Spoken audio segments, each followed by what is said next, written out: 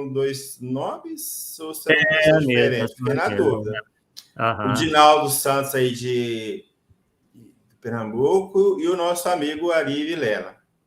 Bom, uma coisa que você falou, eu acho importante ressaltar. Sim.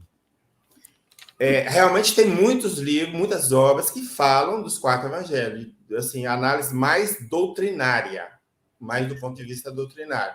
E eu digo até que pessoas muito mais competentes que eu, para ficar bem no meu lugar, né? Entretanto, a minha análise, além desse aspecto de doutrinário, de alguns aspectos doutrinários, eu vou trazer também sobre o aspecto bíblico, uma análise que eu tenho aí ao longo do tempo, do Evangelho, principalmente, a gente vai ver que algumas coisas que tem nas obras de Rustak que não vai bater, não, como se diz no popular. Então, vai ficar meio estranho, né?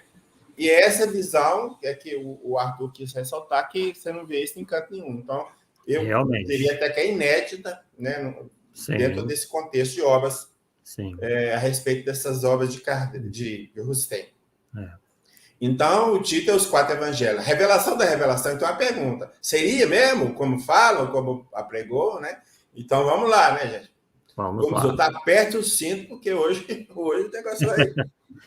Inclusive, né, o que nos parece aí que nós estamos falando sobre os cavalos de Troia do Espiritismo, né? Começamos aí com o ramaticismo e agora estamos falando do rustenismo. O Ramati da semana passada, você falou, né? E surgiu esse negócio dos 4 evangelhos de Rustem. Vamos que vão, né, meu? Vamos emendar, né? A ideia surgiu. Bom, frase de Kardec, para iniciar nosso estudo. O espírito esclarecido repele esse entusiasmo cego, observa com frieza e calma, e assim evita ser vítima de ilusões e mistificações. Como diz o outro, sem comentário. Fala por cima, né? Bom, eu vou trazer um depoimento aqui de uma pessoa que é minha amiga, que é a Neuza Moura, porque esse depoimento dela veio de uma forma assim, tão espontânea que eu falei assim, meu Deus, eu tenho que falar, né? Porque quando você escreve alguma coisa, achar gente, pessoas que te apoiam, dependendo do tema, não é fácil. Muitas vezes a pessoa não quer se expor, outras querem ficar em cima do muro, né? Mas no caso da Neuza, não. Ela foi muito objetiva e o fato principal de eu estar trazendo o depoimento dela é que foi espontâneo, ou seja, eu não pedi uma opinião para ela. Ô, Neuza, o que você achou? Né? Porque quando você pede opinião, o cara diz, não, eu não vai, geralmente não fala mal. Não, eu gostei, né? E o caso dela não, mas simplesmente ela leu, eu mandei meu e-book para ela, né? Ela leu e simplesmente respondeu, você disse, meu Jesus, né? Então tem que colocar, e para mostrar também que, de certa forma, a gente tem uma certa coerência no trabalho que a gente desenvolve, no texto, né? Então, à nossa esquerda, nós temos aí a capa do e-book, Os 4 Evangelhos, obra publicada por Rustem. Seria a revelação da revelação. Ele está disponível no meu site, para quem quiser.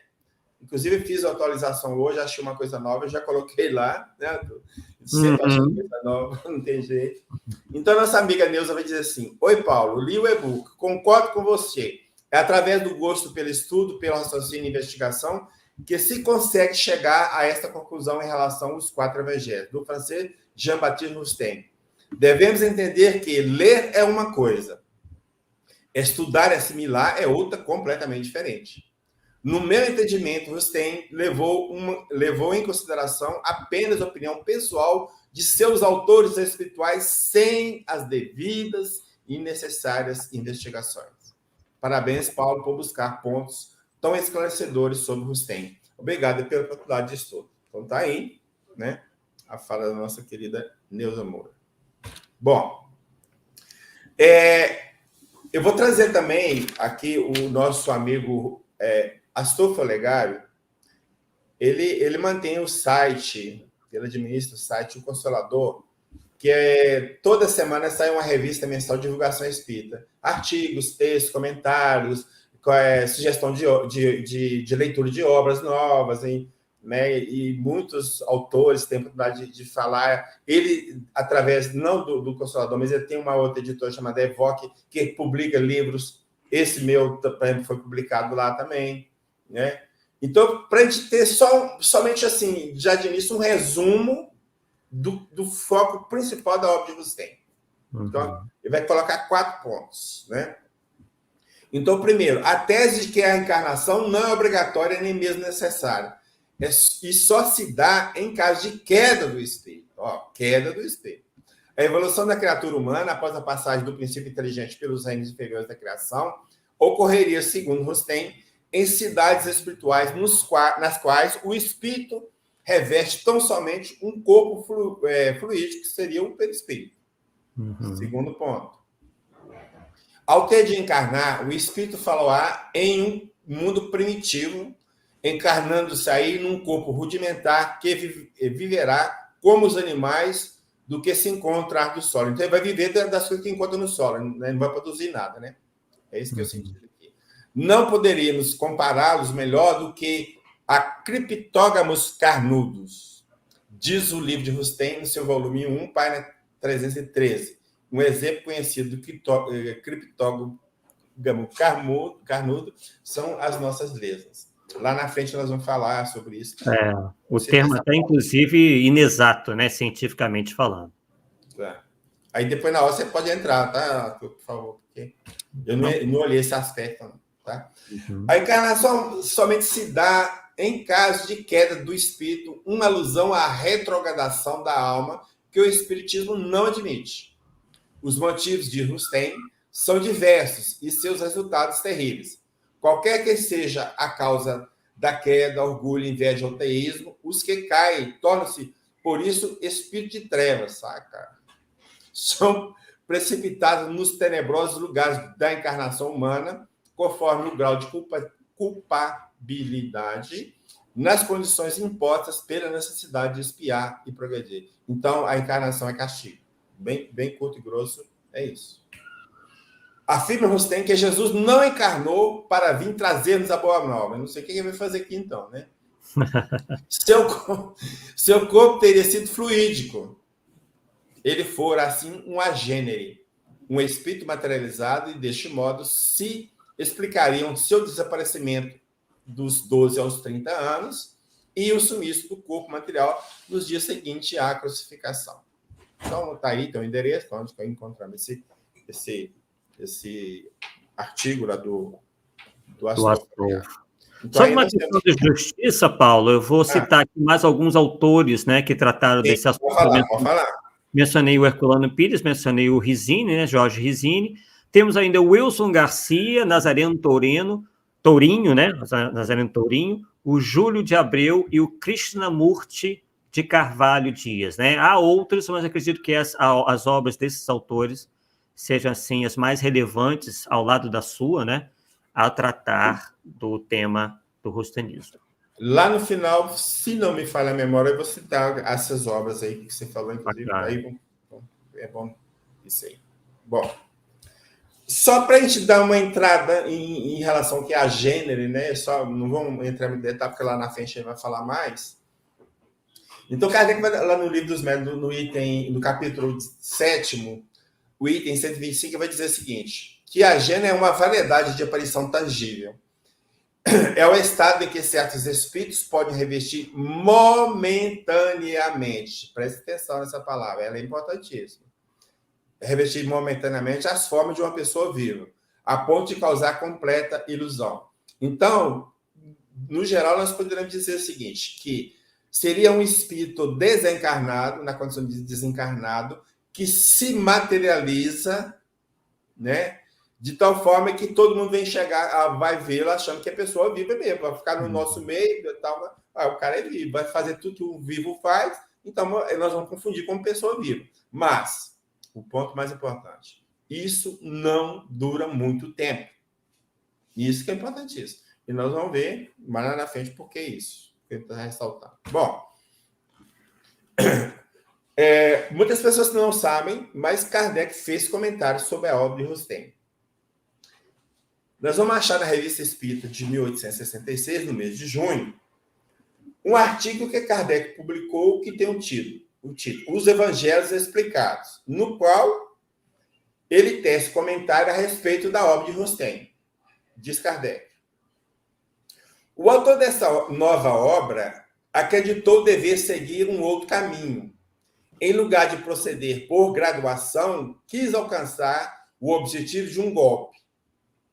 Tratou por certas questões que não julgamos oportuno abordar ainda, e das quais, consequentemente, lhe deixamos a responsabilidade, assim como aos espíritos que os comentaram.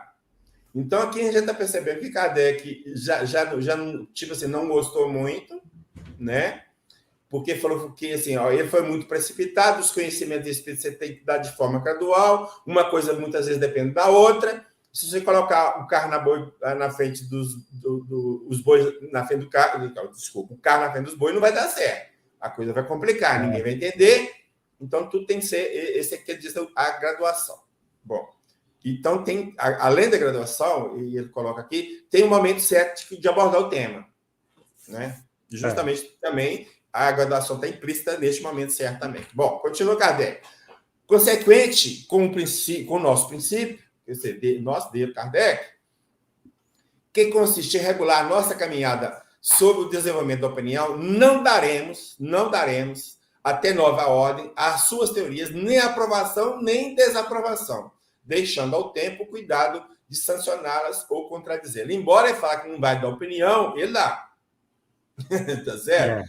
E aí, na opinião que ele vai dar, é que a gente vai ver que ponto que fica óbvio de nos ter em relação à opinião de Kardec. Então, ele diz lá, convém, pois, considerar essas explicações como opiniões pessoais aos espíritos que as formularam, opiniões que podem ser justas ou falsas. Então, já pode ser certa ou verdade. Não me tiro, ponto. Não vou sancionar. E que, olha que é importante, em todos os casos, não tem necessidade, então as informações que foram passadas lá na obra de Husserl, tem necessidade da sanção do controle universal. Lá um médio só, então o negócio complicou. Né? E até mais ampla confirmação, não poderiam ser considerados como partes integrantes da doutrina espírita. Ponto. Então aqui ele definiu. Né? A opinião de um espírito não tem valor doutrinário e precisa do controle universal. Então, a obra de Husserl não passou por isso. Então, aqui está a opinião de Kardec sobre ela. Bom, aqui foi um print que eu tirei da uma página dos 4 evangelhos para ressaltar apenas os nomes Mateus, Marcos, Lucas, João, assistido pelos apóstolos. Então, são esses os autores da obra de Husserl. E ainda tem o Moisés, não é isso? Porque o Moisés é uma parte que eu não analisei. Eu analisei só dos evangelhos. Moisés é uma parte, é mais no final eu acho que no capítulo 1, e é muito menos coisa. Mas Moisés também está no contexto da obra dele, sim, com certeza. E a médica que trabalhou foi Madame Collignon. Não sei se pronuncia assim. Isso mesmo. Émilie Collignon. E tinha uma visão muito distorcida em relação a ela, né? Achando até mesmo que ela estava envolvida nessa trama toda, que foi enganada, mas na verdade não foi. O Paulo Henrique Figueiredo publicou uma obra aí que ele reabilita ela, e bem reabilitada. Ela mesmo não concordava com muitas coisas. Do corpo fluídico, por exemplo, ela não concordava. Então, ela é uma média mecânica, não é isso, Paulo? Exato. Ela parece que foi forçada a receber as mensagens. Dá a entender isso, tá? E o Kardec publicou algumas coisas dela lá na Revista Espírita, então tem isso no e-book tem. Eu não vou falar muito aqui, porque senão... Ela fez parte da Sociedade Parisiense de Estudos Espíritas, né? E tudo mais. Era uma médium bem reconhecida. Sim.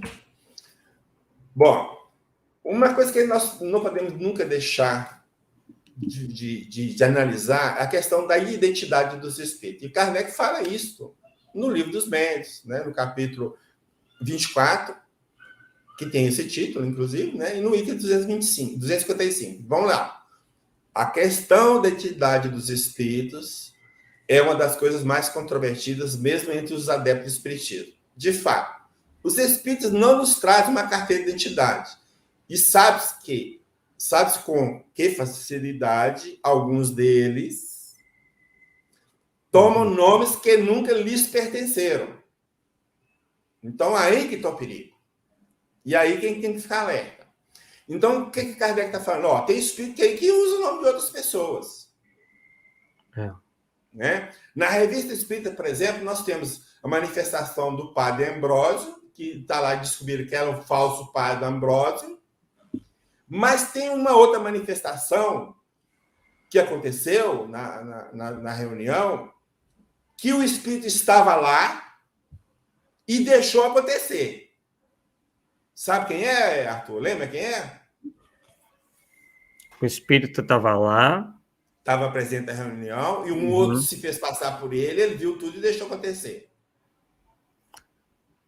O São Vicente de Paula? Não. São Luís, cara. São Luís. Verdade. O presidente, o protetor da Sociedade Espírita de Paris. Olha para você ver. Ele estava na reunião, o espírito se fez passar por ele e deixou acontecer.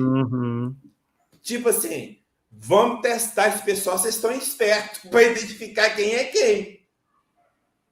E isso é uma lição fantástica, porque nós não podemos confiar em nada.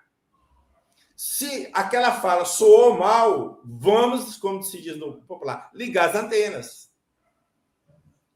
Muitas vezes, se tiver chance ou possibilidade, é como se diz, puxar a língua, né, do espírito para ele poder falar mais coisas, você identifica, não, isso aqui não é, e pronto, se for, não é, acabou. Né?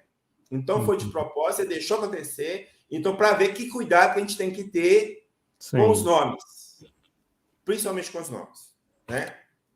Bom, então agora nós vamos começar a entrar em alguns trechos da obra de Rustem. Então, o nosso padrão vai ser sempre este. Tudo que é de Rustem, da obra de Rustem, nós vai ter esse fundo mocassim, na cor mocassim. Tá? E algumas coisas que eu acho interessante nos textos que nós vamos trazer dele vão estar na cor azul. Por exemplo, o que está azul aqui? O nome de revelação da revelação. Então, esse é um ponto que eu chamo a atenção. Pode ser que lá no falar eu vou citar só o azul, sem ficar lendo tudo. Então, vai surgir da medida que a gente vai falando. Tá? Bom, de vez em quando vai aparecer um colchete entre 3 pontinhos. Que significa que o quê? Que eu cortei o texto. Para ser mais objetivo, é aquele corte para o que a gente quer levantar não faz diferença nenhuma. Muitas vezes fica lá, não tem nada com o nosso assunto, fica enchendo de linguiça, que não tem nada a ver, a gente corta e dá a sequência. Então, a sequência que a gente tenta estabelecer com o corte tem uma sequência, pelo menos lógica, o que dá para a gente entender o que está falando, para não perder também o sentido. Se um corte mal feito também, a gente não vai entender nada, né? Então, a gente tenta fazer bem cirúrgico, de forma que a gente possa ainda entender o texto sem problema nenhum, ok? Então, o primeiro ponto aqui que nós vamos comentar é justamente que essa obra sempre foi tratada como revelação da revelação. E aí eu estava até comentando com o Arthur. Veja bem, interessante. A terceira revelação é a doutrina espírita. A terceira nem acabou, já vem a quarta, cara, na mesma época. E mais ainda, um espírito que se manifestou na terceira, que é João Evangelista, estava na quarta também, cara. Jogo duplo, cara. Que é isso? Não tem sentido, né? Revelações vêm, sim, mas você tem que assimilar uma para depois vir a outra. Para a gente não ir muito longe. Entre Jesus, a segunda e a terceira, 2000 anos, para arredondar. Praticamente, né? Então, não, vamos pôr 1900 também, 2000 anos também não, né? 1900, tá certo? Então, é um tempo muito longo, não vem assim. Então, essa terceira revelação não vai vir outra tão cedo. Pode vir hoje? Eu particularmente, acredito que sim. Por quê? Porque nós vamos evoluir em capacidade intelectiva e vamos poder assimilar novas revelações, novas verdades que hoje nossa inteligência não permite entender. Então, para quando? Só Deus o sabe. Mas não vai ser para amanhã. Tá? Então, aqui está aqui. A terceira revelação estava lá, e a quarta, o amanhã, né, já chegou amanhã, como diz o outro, né? Entendeu? Não tem sentido. Eu, pelo menos, não vejo sentido nenhum nisso aqui. Sinto muito. Bom. Vamos lá. Os evangelistas eram, sem o saberem, médios historiadores inspirados, mas dentro dos liames da humanidade, guardando em face da aptidão mediúnica a independência da natureza que lhes era peculiar. Assim, escrevendo, recebiam intuição, que os auxiliava na revelação, e escreviam ou de acordo com o que tinha visto, então, muitas vezes que escreviam foram testemunha ocular, ou que eles foram revelados. Então, outras pessoas falaram. Aí ele vai até citar, né, uma passagem de Lucas, assim, por aqueles que, como diz Lucas, né, no Evangelho segundo Lucas, viram com seus próprios olhos as coisas desde o começo e eram os ministros da palavra. Isso é exatamente o início do Evangelho de Lucas. O Lucas que fala isso. Eu consultei, né? Então, a intuição lhes vinha da inspiração divina por intermédio dos espíritos superiores, ministros de Deus, agindo sobre a natureza humana, livre e falível de cada um deles. Bom, se nós temos algo que é inspiração divina, ou inspiração de espíritos superiores, nós podemos dizer o seguinte: podemos ter um fato narrado com palavras diferentes, mas os fatos não podem se conflitar. Os fatos não podem se contradizer uns aos outros. Uhum. E quando a gente pega, que eu lembro assim, mais ou menos, não os detalhes, né, mas os problemas maiores que a gente vê. Quando você vai lá, por exemplo, quem estava ao pé da cruz? Vai dar problema. Você não vai conseguir identificar quem estava ao pé da cruz. Um fala uma coisa, o outro fala outra, o outro fala outra. A quem Jesus apareceu lá no domingo de manhã? Quantas mulheres foi? Quais mulheres foram? Já é outro problema. Uhum. Tá?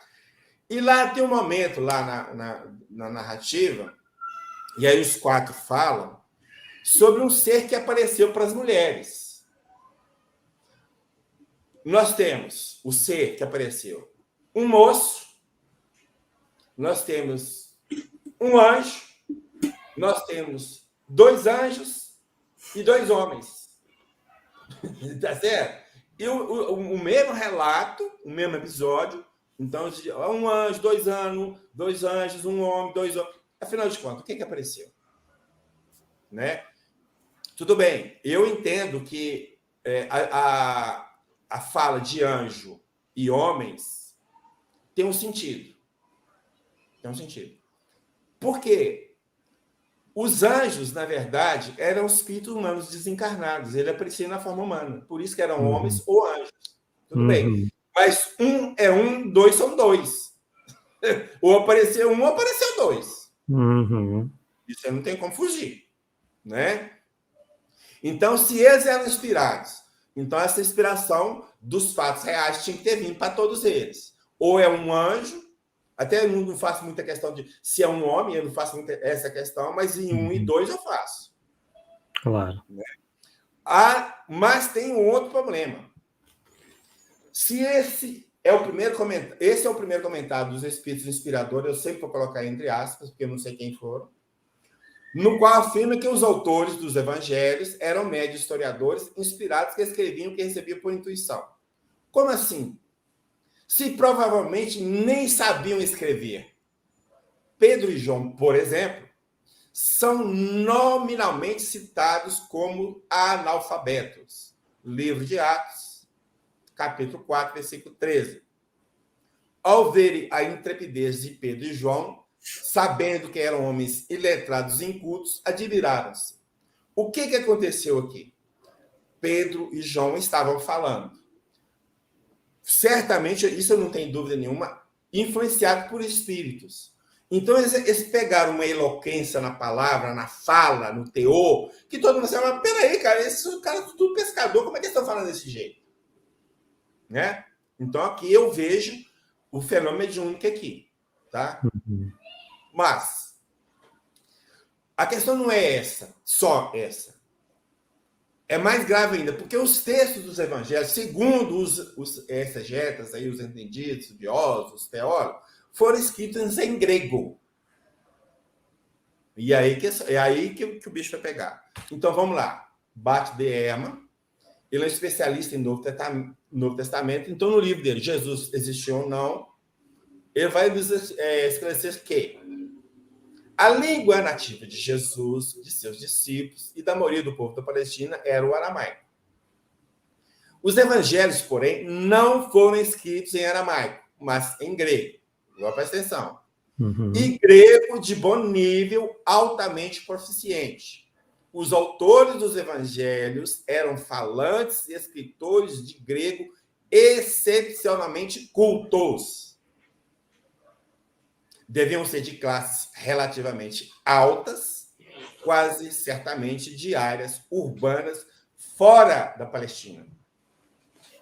Então, fora daquela região que Jesus ficou. Bom, aqui eu trouxe um como exemplo, né? Tem vários outros que colocam essa situação. E hoje eu acabei embreando numa pesquisa que essa tem um título seguinte: os nomes dos títulos dos evangelhos designam seus autores?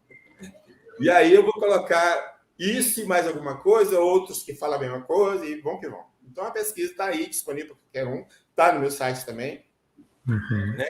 Então, só comentando só, não se há como comprovar que Mateus, Marcos, Lucas e João foram, de fato, os inspiradores da obra de J.B. Rustem. Porquanto, nos dias de hoje, não se pode afirmar com certeza se foram eles os verdadeiros autores das narrativas a respeito da vida de Jesus constante do Novo Testamento. Bom, não sei quem escreveu, né?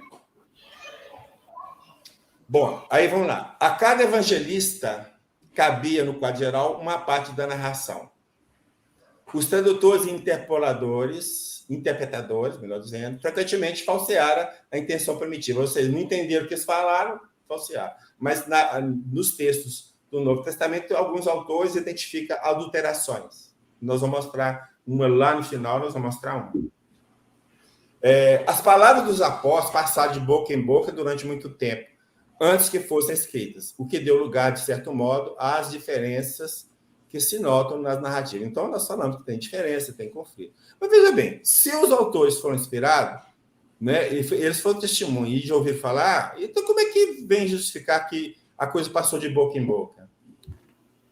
Então, não foram aqueles que estão lá que coisa, foram gente lá da frente que escreveram, não os que estavam com Jesus. Uhum. Porque se eram testemunhas, não precisa nem boca em boca. Você não fala boca em boca.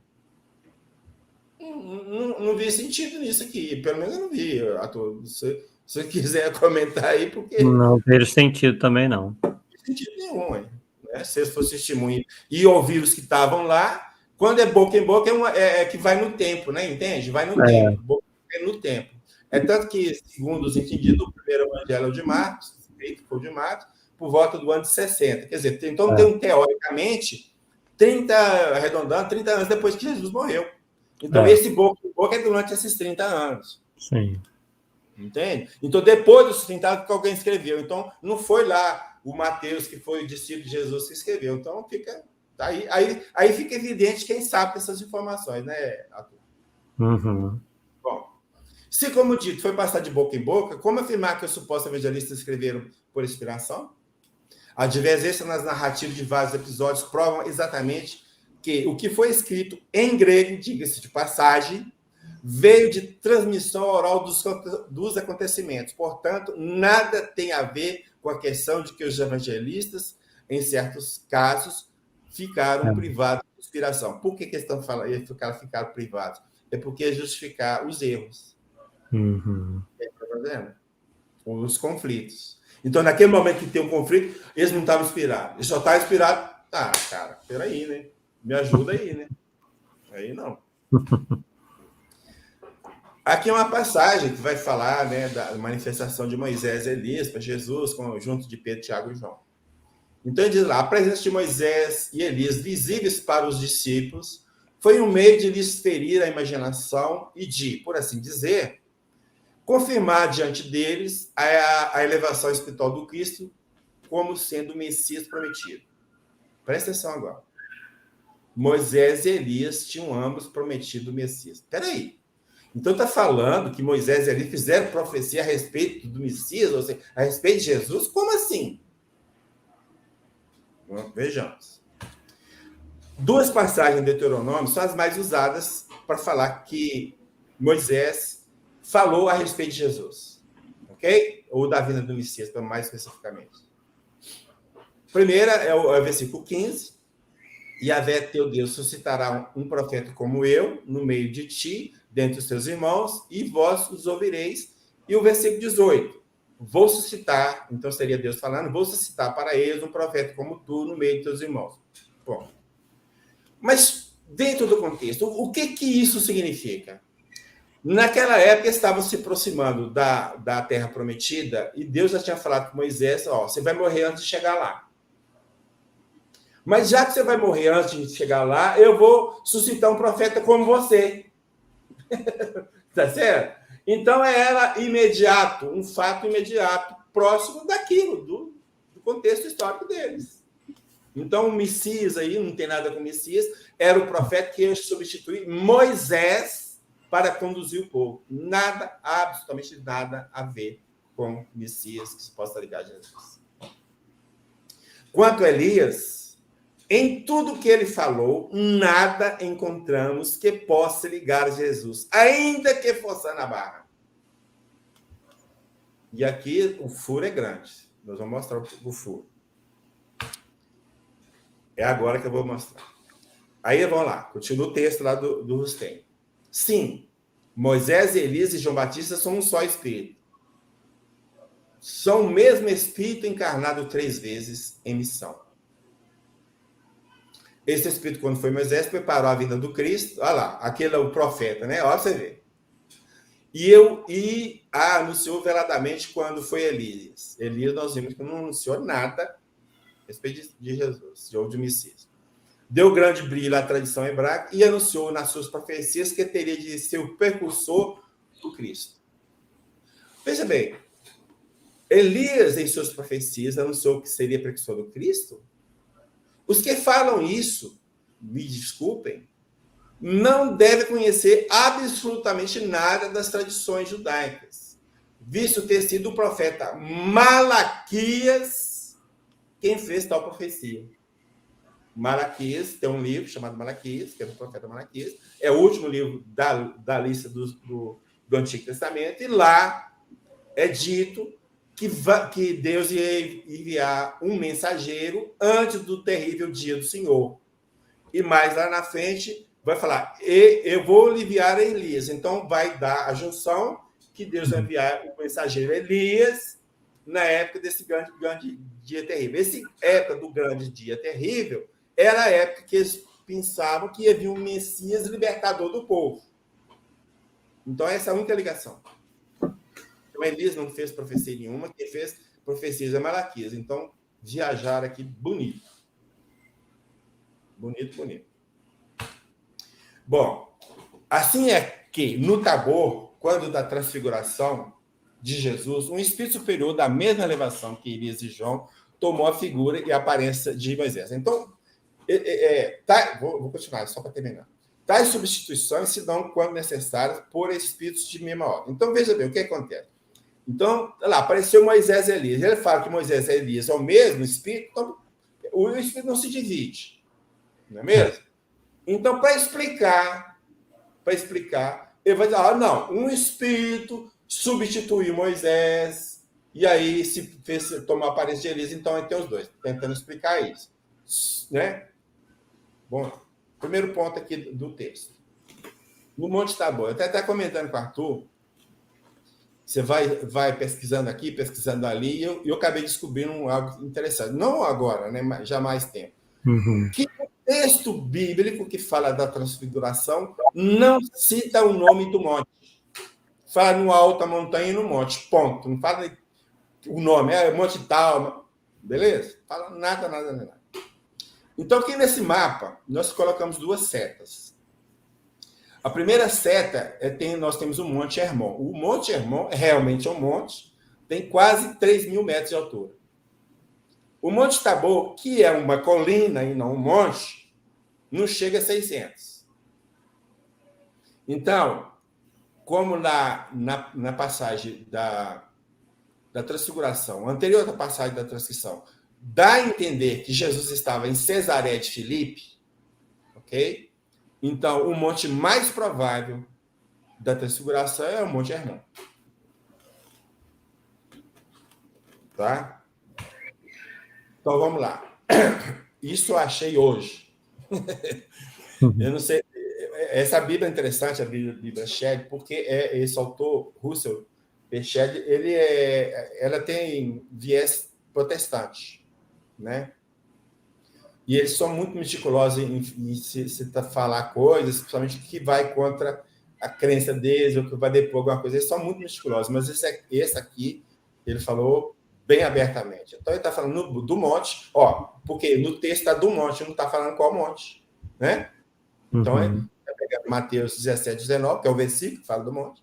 Então, ele diz lá, algumas tradições dizem que era o Tabor, mas que contraria isto é que havia, na época de Jesus, uma fortaleza romana dominando o monte. Então, tipo assim, o monte está dominado, ninguém entrava. O romano está lá, ninguém entra.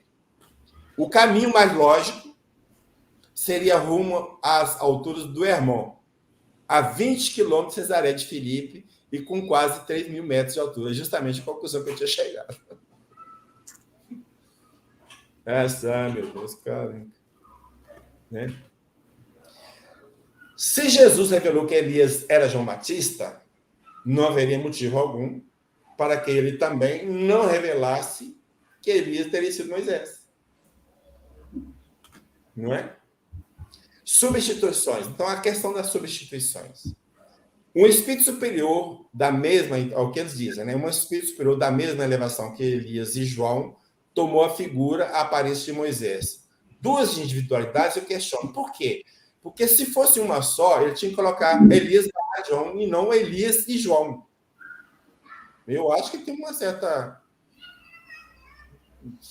problema. Eu acho que tem um certo problema aí. Bom, mas vamos lá. Nos casos de comunicações espontâneas, é possível, sim, a substituição de um espírito por outro. Mas a lógica nos diz que para isso ocorrer é preciso que ele esteja preso numa atividade que não o permita comparecer. Daí incumbe a outro transmitir sua mensagem. Não faz sentido apresentar-se acompanhado do seu substituto. E como o espírito não se divide, tá certo? Então, sinto muito, mas Moisés não foi Elias. Moisés é um, Elias é outro, e ponto. Né? Então, aí é questão doutrinária, inclusive, né? Além de bíblica, é doutrinária. Bom, do ponto de vista espírita, e conforme a verdade que a nova revelação vem pôr em foco aos olhos de todos, nova revelação, qual que é a revelação que está falando? Dos 4 evangelhos que você tem. Uhum. O Espírito Santo, de modo geral, não era e não é um espírito especial, mas uma designação figurada que indicava e indica o conjunto dos espíritos puros, dos espíritos superiores e dos bons espíritos. Bom, então aqui nós estamos tentando mostrar que o quê? E já começa a aparecer. Na obra, existe muitos pontos, ou muitos trechos, que tentam, de certa forma, referendar conceitos católicos, especificamente. Tá? Então, a questão do Espírito Santo, como a Igreja Católica prega o Espírito Santo, então, às vezes, tentar explicar que o Espírito Santo não é um só, é um conjunto de espíritos puros. Né? Então, o que acontece? Na codificação elaborada por Kardec, não há definição específica do que seja o Espírito Santo. Não, o Kardec falou absolutamente nada. Sua existência é produto de crença das religiões ditas cristãs, como com foco da Igreja Católica, que nada tem a ver conosco espírita, né? Entretanto, arriscaria, então, a opinião minha, em defini-lo como um espírito que chegou ao grau máximo da escala evolutiva. Não é, portanto, uma coletividade, e sim uma individualidade. Assim teremos incontáveis Espíritos Santos, tantos quantos são os Espíritos puros. Os Espíritos superiores e os bons Espíritos não fazem parte dessa classificação. Então, somente o Espírito puro. Então, esse Espírito puro, eu posso falar, o Espírito Santo. Sim, tudo bem, é o Espírito Santo. No sentido de santificado. Não no sentido de santo de trindade, porque a trindade não existe para a doutrina espírita. Né? Mas aí eles querem referendar, né? Você já viu, né? Quais os motivos dessas duas palavras do anjo a Maria? Anjo é o anjo Gabriel falando a Maria, né? Que ela estaria grávida, tá? Então, as duas falas aí. O Senhor Deus te dará o trono de Davi, seu pai, a primeira fase. E a segunda, ele reinará eternamente sobre a casa de Jacó. Explicam. Era necessário um fio que ligasse as promessas do Antigo Testamento e as interpretações que lhes tinham sido dadas às necessidades do momento, as promessas feitas para o futuro. Constituem este fio o parentesco aparente por descendência de tribo. Eis que José reencarnou na tribo de Davi e não em outro. Por quê? José da tribo de Davi. Porque o conceito da época, a crença, a tradição, é que o Messias vinha da linhagem de Davi.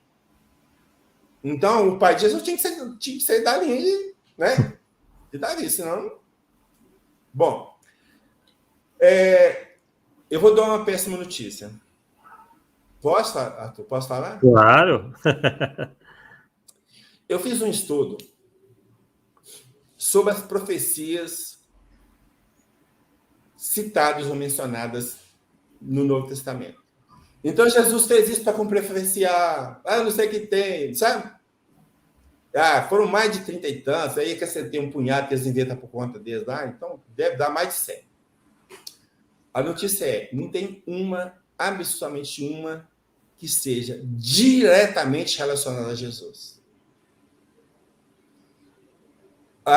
Dentro do Novo Testamento, o Evangelho segundo Mateus, seja lá quem for esse Mateus, é o que mais a gente percebe a intenção de ligar os fatos da vida de Jesus ao Antigo Testamento. Então, a impressão minha é que ele pregava para judeu e o pregar para judeu queria falar assim, não, Jesus é esse aí que vocês estão nas suas escrituras. Então, toda a escritura, eu não sei o que tem, e vai que vai.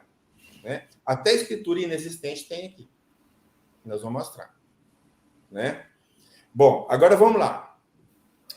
Eu voltei para frente. Na Bíblia de Jerusalém, o trecho de Lucas 1,32, onde consta o Senhor Deus lhe dará o trono de Davi, seu pai, é considerado como sendo o cumprimento da profecia de Isaías 9,6. Então, o Senhor Deus é a primeira fala do anjo Gabriel para Maria. Ok? Mas será de fato uma profecia? A resposta se encontra na nota explicativa e contante da Bíblia Sagrada Pastoral. Então, eu vou pegar a resposta para usar um texto, usar como resposta um texto de um tradutor de Bíblia. Então, não sou eu. Referente às passagens de Isaías 8, 23b, então, um trecho do capítulo 8, o versículo 23b, ao capítulo 9, versículo 6. Então, 9 e 6 está dentro desse contexto. Ok? Então, o que diz a nota? Em 732 a.C., o rei da Síria toma os territórios da Galileia e adjacências. O povo teme o avanço assírio, mas o profeta, Isaías, mostra que Javé libertará os oprimidos e trará paz. O que leva Isaías a essa luminosa esperança de libertar e trazer a paz é o nascimento de Emanuel, conforme Isaías 7,14. Isaías 7,14, nós vamos falar dele aqui também depois. Que é Ezequias, o filho, o herdeiro de Acaz. Então, o que Isaías viu? Que um nascimento de Emanuel, filho do rei, é que vai ser o sinal que Deus vai dar, que vai sobrepor. Então, quando está falando assim, a profecia que eles estão citando como cumprimento do trono de Davi, está falando de quem? De Ezequias, o filho do rei. Não está falando nada de Jesus.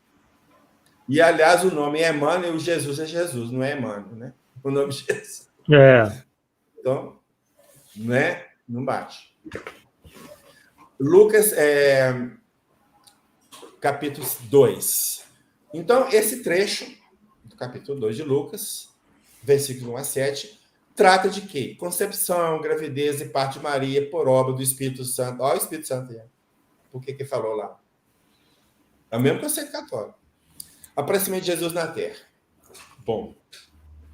Aí eles vão o versículo, aí eles copiam o versículo, né, da Bíblia, para depois comentar. Sucedeu que naqueles dias se publicou um edito de César Augusto para o recenseamento dos habitantes de todo o orbe, ó, pra você ver. O mal da região dele, se for, né? Esse primeiro recenseamento foi feito por Quirínio, esse acento eu pus assim, porque está lá no texto, né? Governador da Síria, todos iam fazer suas declarações, cada um em sua cidade. José partiu, tem que ser aí, partiu da cidade de Nazaré, que fica na Galiléia, e veio a Judéia, a cidade de Davi, chamada Belém. Bom, então, criou um recenseamento para José ir para a cidade de Davi, que é Belém, e segundo os textos, Jesus vai nascer em Belém, alguns textos. Então, Davi é de Belém, Jesus é de Belém. Deu para entender? Mas ninguém nunca chamou Jesus de Belém. Nós chamamos Jesus de Nazaré, cara. Tem um problema. Né? Bom, eu vou dar uma pausa aqui, que eu vou entrar com algumas informações a respeito do texto aqui e eu vou continuar lá na frente, porque senão vai ficar muito perdido. Tá? Porque nós vamos falar do recenseamento. Gesa Vermes, um estudioso, né, já desencarnado recentemente, no livro dele, As Várias Faces de Jesus, ele informa o seguinte, sobre o recenseamento. Não há registro de nenhum censo imperial na época de Augusto. Houve um recenseamento fiscal na Judéia em 6/7 depois de Cristo, ou seja, no ano 6 ou 7, né, no período, sob Quirino, governador da Síria, após a deposição de Herodes Arquelau. Porém, nenhum censo romano teria sido imposto a um rei dependente como Herodes. E tampouco Quirino foi governador da Síria durante a vida de Herodes. Finalmente, mesmo que tenha havido um censo na época do nascimento de Jesus, José não teria sido obrigado, sob as leis romanas, que o censo era romano, a viajar para a terra ancestral de sua tribo. E tampouco Maria ter sido obrigada a acompanhá-lo. Uma sociedade automaticamente machista. Então, tudo fazendo em relação ao homem. A mulher não tinha que levar a mulher, não. O homem ia lá e fazia um registro. Da mulher para quê? Mas para quê? Simplesmente para levar para Belém, para Jesus nascer em Belém, a cidade de Davi. Toda a trama está aí. Né? Bom, e aí é o seguinte. Só para vocês terem uma ideia. Aqui nós temos... são dois evangelhos que tratam da genealogia de Jesus. Mateus e Lucas. Eles não são concordantes, são conflitantes, têm problemas, que não é o caso aqui que a gente está citando, mas só, né, dá pincelada. Mas na ordem aí dos descendentes, Davi é o número 35. Ok? Está com a seta aí. José é o 76. Entre Davi e José são 41 gerações. Se eu perguntar para cada um de vocês qual o nome do seu tataravô, vocês saberiam me dizer? Eu garanto que 99,9% das pessoas, você quem é? Não sei, vi. Veja bem, gente, que interessante. Hoje nós temos como levantar genealogias, de certa forma, até um certo período. Por quê? Certidão de nascimento. O Paulo nasceu de fulano, de ciclano. Aí pega aquele ciclano. O pai do Paulo nasceu de fulano, de ciclano. E vai correndo isso até num ponto que você não acha registro mais. Então, não tem como você fazer. Aí eu pergunto, na época de Jesus tinha cartório? Né, Arthur? Para ter registro, você conseguia levantar 41 gerações para trás? Ah, meu amigo, sinto muito. Não. É muito. Deu para entender? Então, inventa uma lista de ascendência, né? para fazer José ser da linhagem de Davi. Só isso. Somente isso. Nada mais. O aspecto que eu dou crédito para essa lista, desculpe, é zero. Por isso que eu comentei com vocês, né? Então, estou tendo uma certa base, pelo menos eu acho, base lógica. Bom, agora eu vou continuar o texto. Nós paramos no 4, né? E aí falou da chamada da cidade de Belém e tal.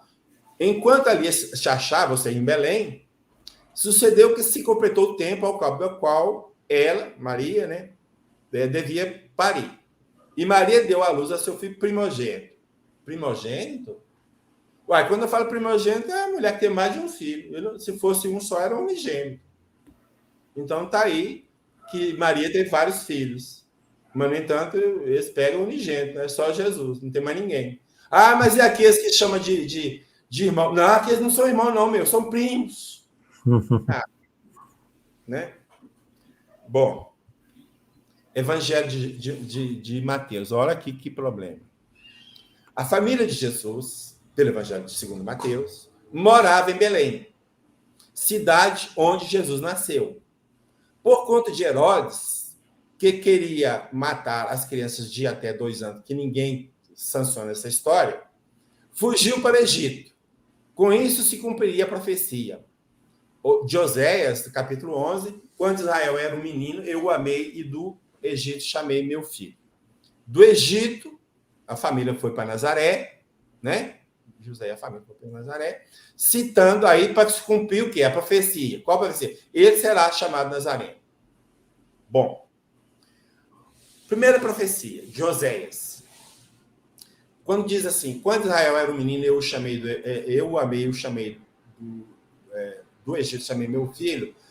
Esse meu filho, do Egito eu chamei, estava se referindo ao povo hebreu que estava sendo tirado da escravidão. Não tem absolutamente nada a ver com Jesus. Inventaram uma história para levar Jesus para o Egito para fazer encaixar nessa profecia que não é a respeito de Jesus.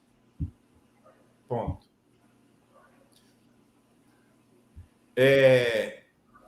A outra profecia, né? que ele fugiu do Egito, foi para Nazaré, para que será chamado Nazareno. Não existe em nenhum trecho do Antigo Testamento algo que dá a entender que o Messias será chamado Nazareno. Absolutamente nada. Isso, sinto muito, é pura invenção do autor do Evangelho.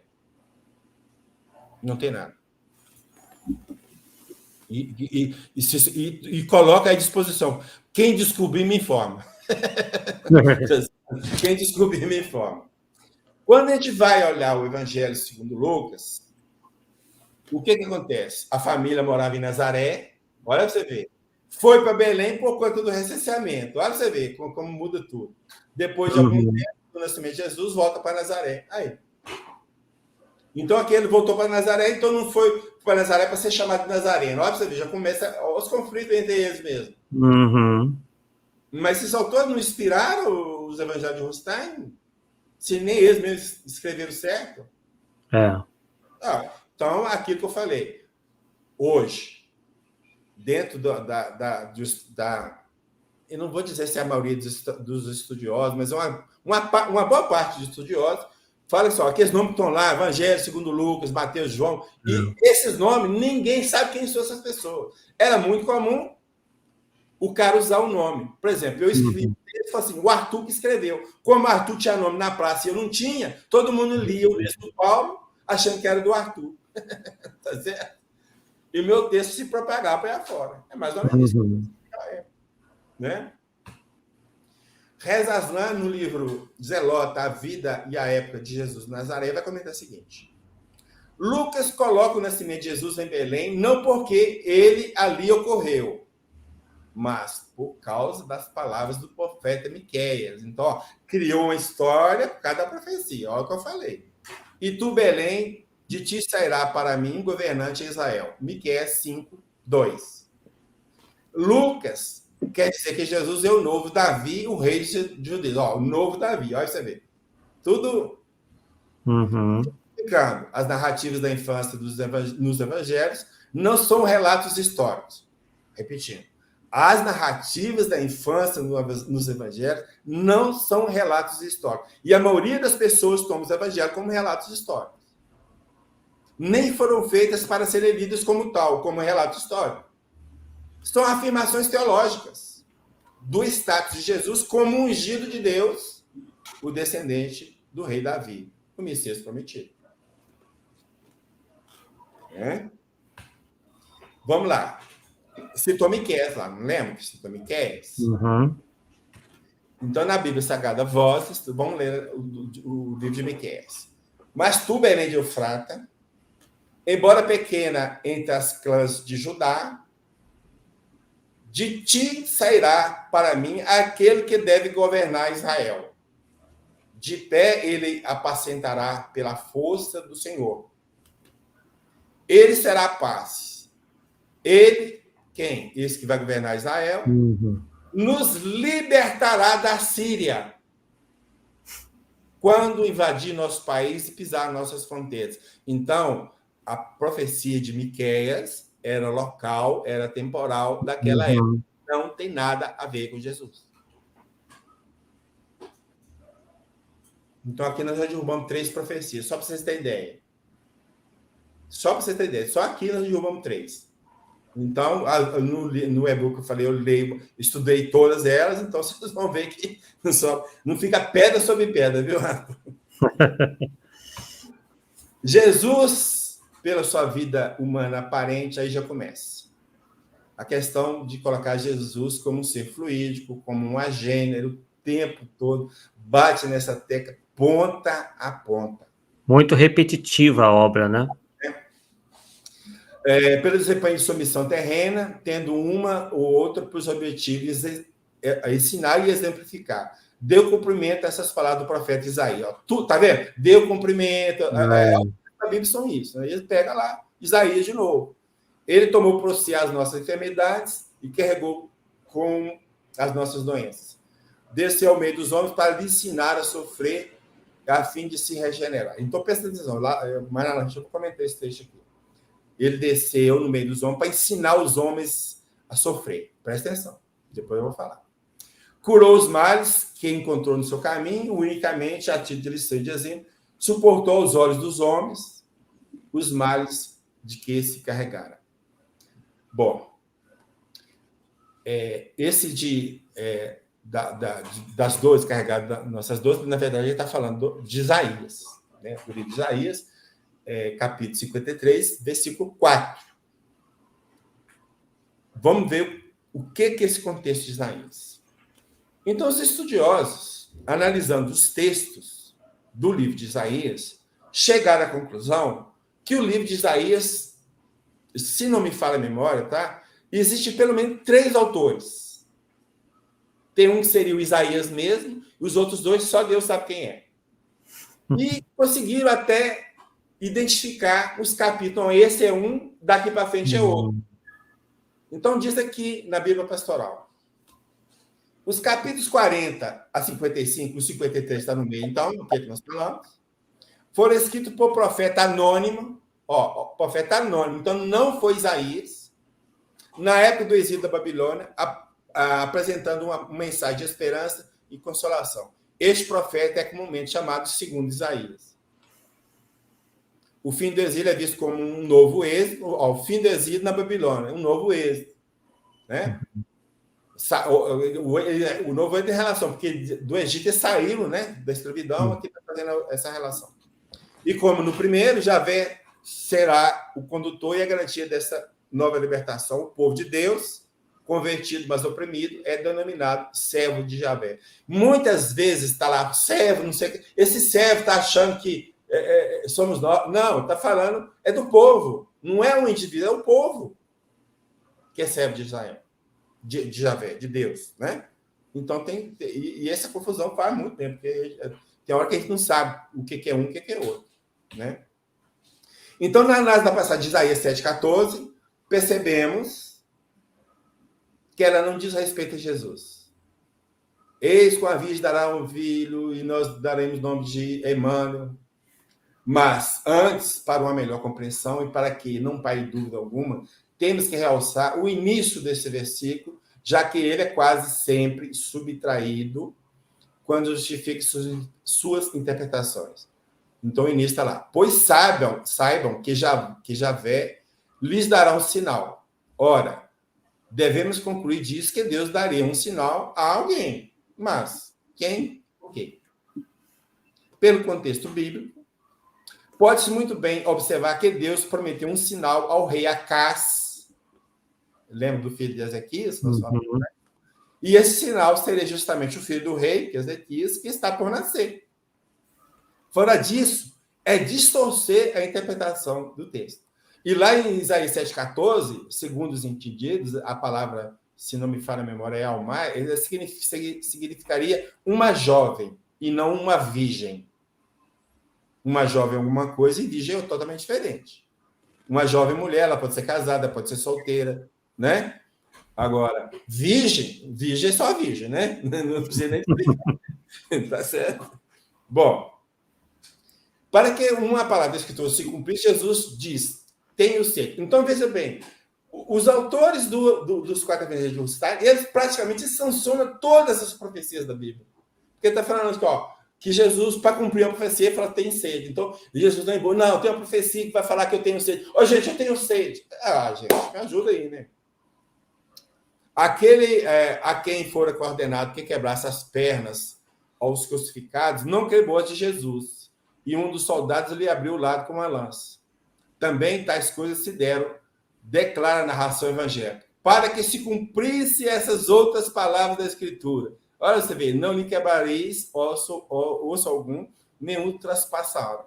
Ou seja, o fato que aconteceu no final lá, da lança, de Jesus fala, não, isso tudo que aconteceu para cumprir a Escritura. Então, profecias lá de trás diziam que Jesus ia passar por isso. Continuam eles lá. Tudo se encadeia nas revelações sucessivas e progressivas, nos acontecimentos, bem como nos progressos da humanidade. A Escritura é um laço que liga sempre o passado, o presente e o futuro, quanto ao ensino progressivo e gradual da verdade. Então, essa fase final aqui, principalmente, eles estão sancionando a Bíblia como palavra de Deus. É isso que eles estão fazendo. E esse conceito de Bíblia como palavra de Deus vem de onde? Da Igreja Católica. Sim.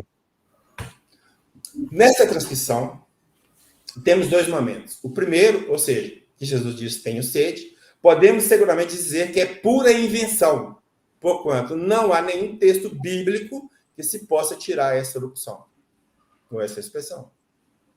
Com relação aos ossos não serem quebrados, a passagem relacionada como profecia é Salmo, é um salmo, provavelmente Davi, eu devia ter olhado, mas provavelmente Davi, que a maioria dos salmos são de Davi.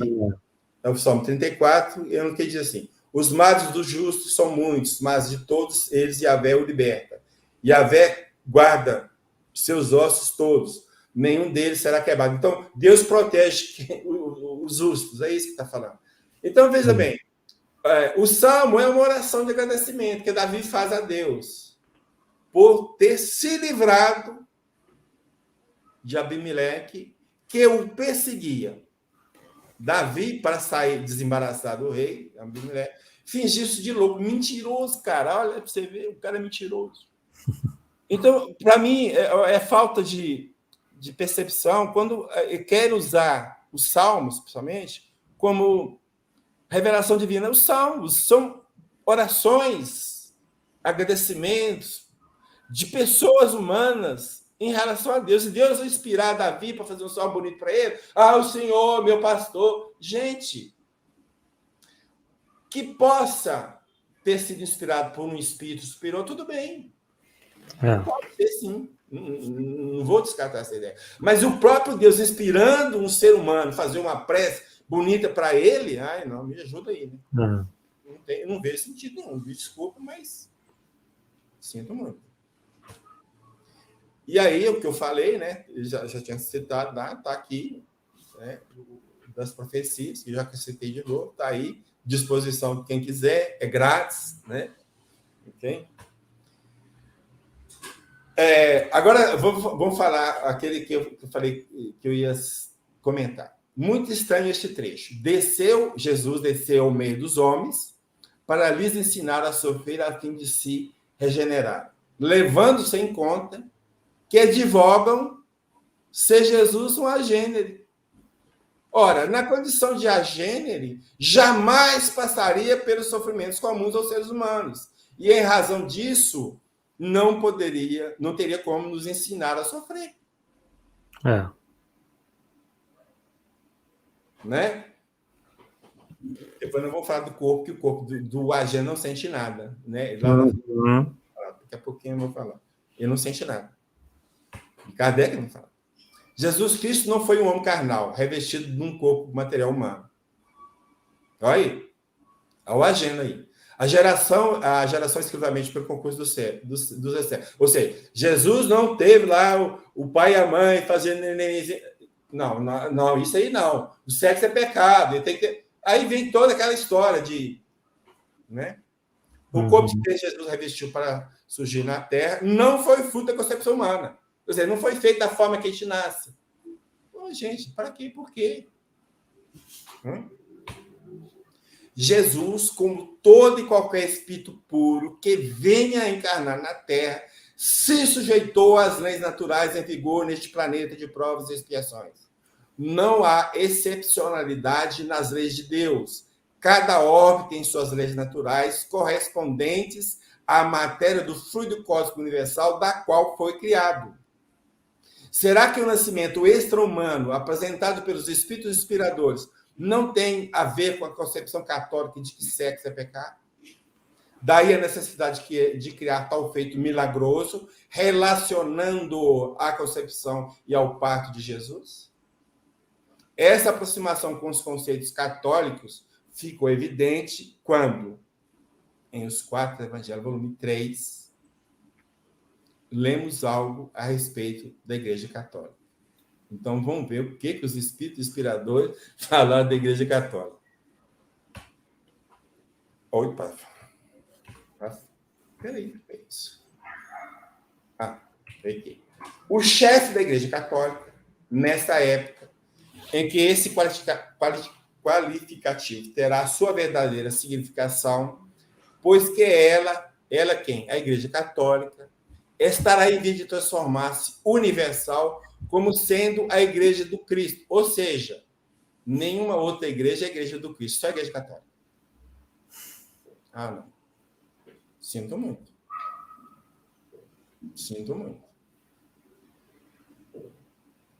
Então, aqui, eles entregaram mesmo, né? Entregaram o ouro para o bandido, como se diz. Aí está falando, está muito claro, não tem nem o que discutir. Né? Não foi Jesus um homem como nós ainda, por quê? Então, vai explicar por quê, mas ainda... Concepção da Virgem Maria, de Maria Virgem, a virgindade de nós. E, consequência, a gravidez e o parto dela, virgem, não poderiam ser, nem foram reais.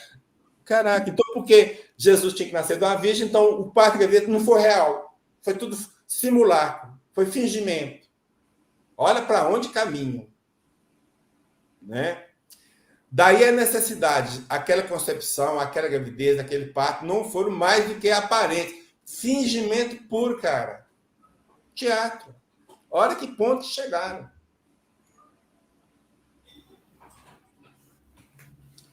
A defesa da concepção e da gravidez e do parto de Maria, fora das leis naturais da Terra, está intimamente ligada à crença defendida pela Igreja Católica da existência de uma suposta profecia bíblica que apontaria para tudo isso. Eu falei várias vezes em Isaías 7,14, mas não tinha citado o texto. Agora eu vou citar o texto. Pois saibam que Javé, ou Yahvé, muitas vezes tradução, né, lhes dará um sinal. A quem concebeu, a jovem concebeu, eu falei jovem, né? Tá vendo? E algumas traduções está virgem, né? E dará à luz um filho e chamará o nome de Emmanuel. Então, Jesus não chama Jesus, não chama Emmanuel, né? Dizer que essas 6 fases da maternidade, concepção, gravidez e parto, foram aparentes é ir longe demais. Uma vez que estabelece toda uma cena teatral que envolve o nascimento de Jesus. Sinto muito. E usando uma profecia que não tem nada a ver com profecia. Não é profecia. Está falando de Ezequias, filho do rei Acaz, com o nomezinho lá atrás. Nada a ver com Jesus. E mais, não fala de virgem, fala de jovem. E se você pegar os melhores tradutores e os comentaristas, vão falar a jovem, a jovem. Não tem nada de virgem. Vocabulário espírita, Livro dos Médiuns, capítulo 32. A gênero, do grego a, privativo, e geinomai, gerar. Então, significa o quê? Que não foi gerado. Quais? Variedade da pressão tangível, estado de certos espíritos, quando temporariamente reveste as formas de pessoa viva, a ponto de completa ilusão. Se o agênese é algo que não foi gerado, e se Jesus foi um agênese, por que ele passou pela concepção? Para que esse processo todo? Ele vinha um homem feito e aparecia por aí, pronto, fim de papo? Para que passar lá? Para que esse teatro de Maria Virgem, barriga cresceu, amamentou, não sei o que. Para que isso? Não tem sentido. Não vejo. A característica essencial de um agênese é não ter sido gerado. Entretanto, quanto a Jesus, fazem-no passar pelo processo comum a todo ser humano. Concepção, períodos embrionário e fetal, adolescência e maturidade. Que também conflita com revestir temporariamente, que nós falamos, reveste temporariamente as formas de uma pessoa viva. Uma vez que, por tradição, se tem que ele, Jesus, viveu cerca de 33 anos. Então, não é temporário. 33 anos não é temporário. O artigo Os Agêneres, publicado na Revista Espírita de 1859, mês de fevereiro, a certa altura, Allan Kardec categoricamente afirma: o agênere não tem corpo vivo na Terra, somente seu perispírito toma forma palpável. E diante disso, ele não sofre nada, ninguém pode colocar uma lança nele, uma espada na cabeça, nada de nada de nada. E Kardec vai ser objetivo, eu vou falar isso. Não vos espanteis de que o leite... meu Deus. De que o leite fosse assim restituído à massa de sangue. Então, eu vou explicar por que Maria amamentava. Não, ele amamenta, mas o leite volta para o sangue. Aí, então, não se espanta com isso, não. Olha para você ver. Não vou nem comentar mais, não. Não, Paulo, e gostaria de ressaltar, porque muita gente acha que ninguém mais estuda ou que o rustanismo estaria morto, digamos assim. Mas eu gostaria de avisar aos que não sabem que há até congresso onde se estuda e se propaga, se divulga essas ideias aí malucas que você está demonstrando para a gente, por incrível que pareça, e essas pessoas se dizem espíritas ainda por cima. Exatamente. Aí lá, continuando, né? Opa, desculpa. Os incrédulos encolhem os ombros desdenhosamente, porque parece justificativo. Então ele está falando, vai voltar, mas isso não fica... Quer dizer, ele já está se defendendo, né, cara? E volta a afirmar, Maria virgem, era virgem, continuou virgem. Então, sabendo do questionamento que certamente apareceria, já prepara a resposta taxando de incrédulos os que não acreditariam nessa mirabolante história do leite materno de Maria voltar a seu sangue. Sempre a preocupação de manter Maria na condição de virgem, demonstrando, como já vimos, acreditar numa suposta profecia, na qual o termo jovem foi traduzido pelo virgem, conceito eminentemente católico. É que a profecia de Isaías que nós citamos aqui. Bom, circuncisão. É um outro texto do Evangelho de Lucas, que eles vão analisar. O texto bíblico fala, decorrer dos 8 dias, o menino foi ser circuncidado. Aí, depois, lá na frente, segundo a lei de Moisés, o levaram ao templo de Jerusalém para apresentar ao Senhor, para cumprir esse procedimento, soltar pomba e tal, aqueles rituais todos que os judeus tinham que fazer. Bom, inusitado. é o início dos comentários, pois induzem ao crente seguir cordeiramente, entre aspas, as orientações de seus líderes. Então, o comentário tem lá o seguinte: esses fatos constituem uma lição para os que se revoltam contra o jugo que a religião impõe, para os que querem destruir a lei em vez de a cumprirem. Vede que os pais de Jesus se conformaram com a lei estabelecida e a ela submeteram o recém-nascido. Ou seja, tudo que a religião te pregar, mandar você fazer, você tem que fazer. Cabeça baixa, tá? Ô, gente, pelo amor de Deus. Os espíritos inspiradores concentraram seus comentários neste ponto. A única ponto desse trecho da circuncisão, né? A única coisa que eles comentaram foi isso. Sem mencionar o fato principal, que é o procedimento cirúrgico da circuncisão de Jesus. Me desculpe, porque agora vai ter uma imagem, não se assuste. É biologia, tá, gente? Não tem nada de pornografia, não, pelo amor de Deus. Então, aqui nós temos como que é o pênis de uma pessoa normal, antes da circuncisão, né? Então, a cabeça do pênis é envolvida com essa pele. Então, o procedimento cirúrgico é justamente cortar essa pele de tal forma que a cabeça do pênis, que chama glande, fica descoberta. Esse é o procedimento. E naquela época, você imagina com o que faziam, né? Faca, qualquer coisa, né? Imagina, né? Como faziam, né? Sem os instrumentos, sem anestesia, sem nada. Então, bom, vamos lá. Entendido o que é, né? Vamos lá. Allan Kardec acertadamente afirmou que um instrumento cortante ou outro qualquer penetra num corpo fluídico como se penetrasse numa massa de vapor sem lhe ocasionar qualquer lesão. Ora, se Jesus é um agênere, não tinha como fazer circuncisão nele. Bom, uma circuncisão, e aqui pelas luas, que a gente está vendo aqui, foi feita no hospital. Olha a sangueira. Olha a sangueira.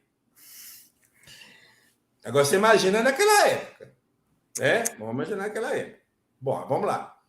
Aí o Champlin e Bentz, enciclopedistas, né, eles vão falar desse procedimento que está lá no Talmud.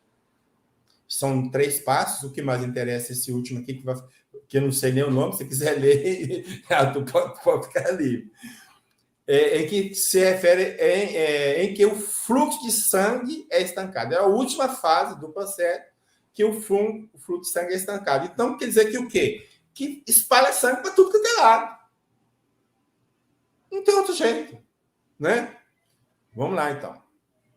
Continua a Champlin Bentz.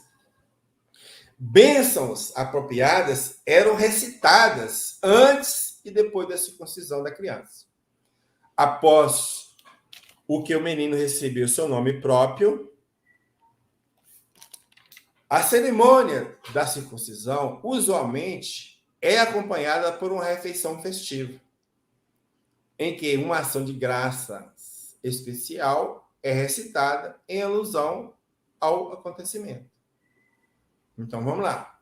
Portanto, esse ritual religioso era também um importante acontecimento social, em que se oferecia uma refeição festiva aos parentes e amigos convidados.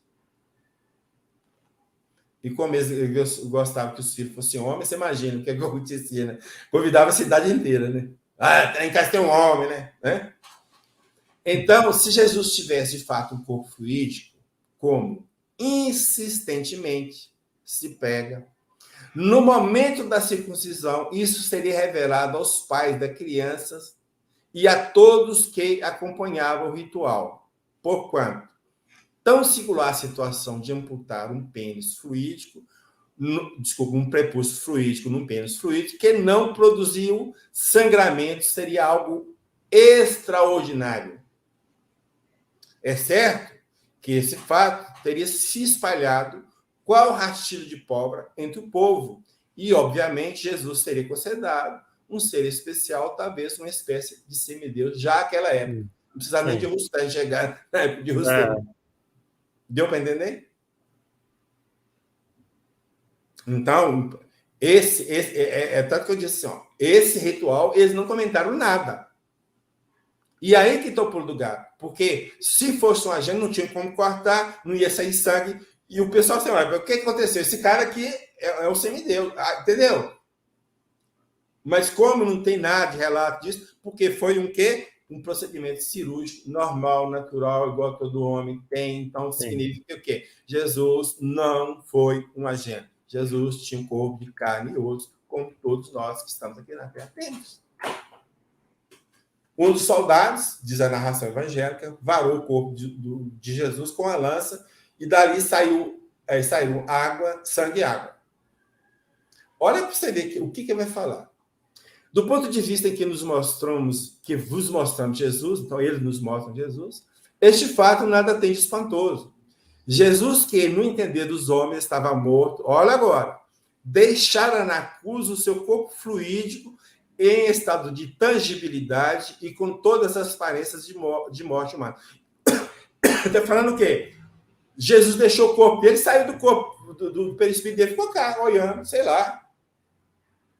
Ué, que isso? O espírito separado do corpo do perispírito, o perispírito separado do corpo físico, tudo bem.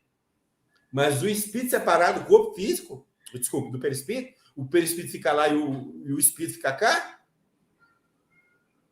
Aí vem lá, aquele sangue e aquela água foram um efeito fluídico idêntico na parede. Mais uma vez um teatrozinho. Vamos lá. Voltamos, já falamos, vamos voltar no início. A Gênesis. Um instrumento cortante ou qualquer outro, aí penetra como em um vapor. Estou falando do corpo fluídico, né? Sem nele causar qualquer lesão. Eis porque esse tipo de corpos, ou seja, corpo fluídico, né, não pode morrer. E porque os seres fluídicos, designados sob o nome de agênese, não podem ser destruídos. Então, se o corpo do agênese não pode morrer, ele não pode ser destruído. Então, essa morte de Jesus na cruz, mais um teatro. O tempo todo. Nasceu no teatro, morreu no teatro. É isso, Arthur? O rustanismo mostra um Jesus farsante, né? Um falsário. O tempo todo, cara. As palavras que o divino modelo, Jesus, né, pronunciou no momento em que, deixando na cruz o invólucro perispirítico tangível, que trazia a aparência do corpo humano, retomou a sua plena liberdade espiritual.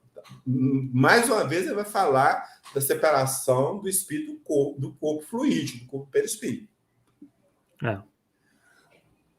Kardec. Qualquer que seja o grau em que se encontre, o espírito está sempre revestido de um envoltório ou perispírito. O perispírito faz parte integrante do espírito. Se faz parte integrante, não tem como separar. Uhum. E aí ele continua lá, como o corpo, né, o físico, faz parte integrante do homem. Não podemos tirar nosso corpo físico, nós não somos homem mais. Nós somos um espírito desencarnado, qualquer coisa, menos homem, né? A Gênesis.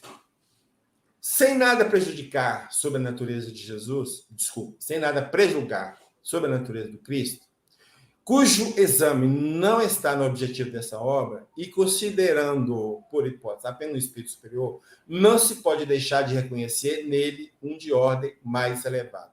Então, Kardec está querendo ressaltar assim, Jesus, ele é um espírito superior, não é porque ele tem um corpo fluídico, é porque ele tem uma moralidade bem elevada. É isso. Só isso. Né? E ele vai ser mais claro. Ó. Como homem, então Jesus como homem, tinha a organização de todos os 6 canais. Então, o corpo material, como todos os homens. Mas como espírito puro, destacado da matéria, devia viver a vida espiritual mais do que a vida corporal, da qual não tinha absolutamente as fraquezas. O corpo não influenciava no espírito, que era evoluído. Né? Então, ó, sua superioridade sobre os homens não resultava das qualidades particulares do seu corpo, mas tá? Mas de seu espírito. Então, não é porque tem corpo fluídico que ele é superior a nós. É as qualidades do espírito que faz superior, não é o corpo. Ponto. Daqui está batendo de frente contra a tese da agenda do Rustem. A permanência de Jesus na Terra apresenta 2 períodos. O que precedeu, o que seguiu após sua morte. Então, antes da morte e depois da morte.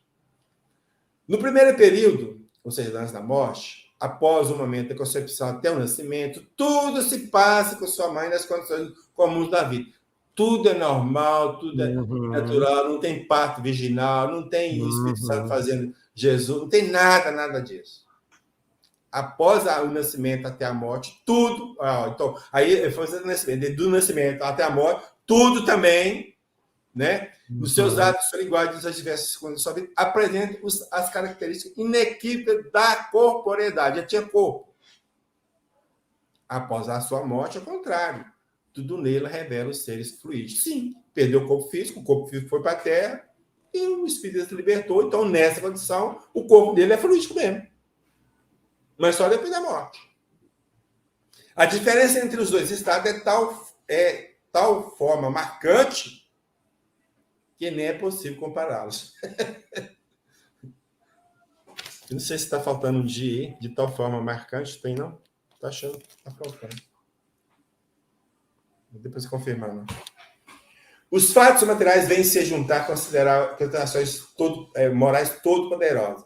Se Jesus tivesse estado durante sua vida nas condições dos seres fluídicos, ou seja, de um agênero, não teria experimentado nem a dor, nem nenhuma necessidade do corpo. Supor que ele fosse assim é tirar-lhe todo o mérito da vida de privações e de sofrimentos que ele escolheu como exemplo de resignação. Se tudo nele fosse apenas aparência, todos os atos de sua vida, o anúncio reiterado de sua morte, a cena dolorosa no Jardim das Oliveiras, sua prece a Deus para afastar o cálice de seus lábios, sua paixão, sua agonia, tudo até seu último brado, no momento de render o espírito, teria sido apenas um vão simular. Para enganar quanto... Deixa eu isso mesmo. Vão simular para enganar quanto à sua natureza e fazer crer no sacrifício ilusório de sua vida uma face indigna de um simples, honesto homem e com mais forte razão de um ser tão superior. Ou seja, ele teria abusado da boa-fé de seus contemporâneos e da posteridade. Tais são as consequências lógicas desse sistema. Qual o sistema? O sistema de Jesus dizer que Jesus é uma gênese. Consequências que são inadmissíveis porque o rebaixariam moralmente em vez de elevar. Sim. Jesus, pois, teve, como todo mundo, um corpo carnal e um corpo fluídico, demonstrados pelos fenômenos materiais e pelos fenômenos psíquicos que marcaram sua vida. E ponto. Batismo. Isso aqui é outro também. Justificam o batismo, as correntes religiosas, essa passagem de Mateus. Né? E os evangelistas, a inspiradora de Rustai, não deixaram de fazer um comentário sobre isso. Hein? Então, o texto bíblico é Mateus capítulo 28, versículos 19 e 20. E depois ensinai todos os povos, batizando-os em nome do Pai, do Filho e do Espírito Santo, instruindo-os na observância de todas as coisas que vos tenho prescrito, e ficar certos de que estarei convosco até a consumação dos séculos. Aí, comentário dos Espíritos, né? Feito em nome do Pai, o batismo invoca o Ser Supremo, que no infinito e na eternidade preside a todos os universos. Em nome do Filho, chamava a atenção sobre aquele que vela pelo sorte do vosso planeta, Filho de Deus, pela sua pureza perfeita, vosso Senhor, pelo seu poder. Bom, então aqui nós temos os espíritos inspiradores sancionando o batismo E essa passagem também é uma das que eles usam para referendar a Trindade, o Pai, o Filho e o Espírito Santo. Né? Então, de certa forma, quando eles referendam um texto, eles estão referendo quase que a Bíblia inteira. Então, fala a Bíblia é a palavra de Deus e põe a fora. Sempre aí vem quem? Conselho de quem? Da Igreja Católica. Mas vamos ver. Perto isso aí. No livro Os Mentiras Fundamentais da Igreja Católica, como a Bíblia foi manipulada, autoria de Pepe Rodrigues, esse é português, encontramos essa informação. A igreja, ao basear-se em Mateus 28, 19, aqui que nós lemos, para afirmar que é católico, o católico no sentido universal, porque a missão que ele foi atribuída por Cristo se refere à totalidade do gênero humano. Então a igreja baseia-se num versículo que é uma interpolação. O que é interpolação? Algo que foi colocado depois. Interpolação e adulteração, para mim, não faz a mínima diferença. Dado tratar-se de um versículo que foi posteriormente acrescentado ao texto original de Mateus. Então, o que é que nós temos? Nós temos os espíritos inspiradores de Hussein referendando, assinando embaixo de um texto bíblico que foi colocado depois deles. Que eles morreram há muito tempo. É então, muita contradição, né?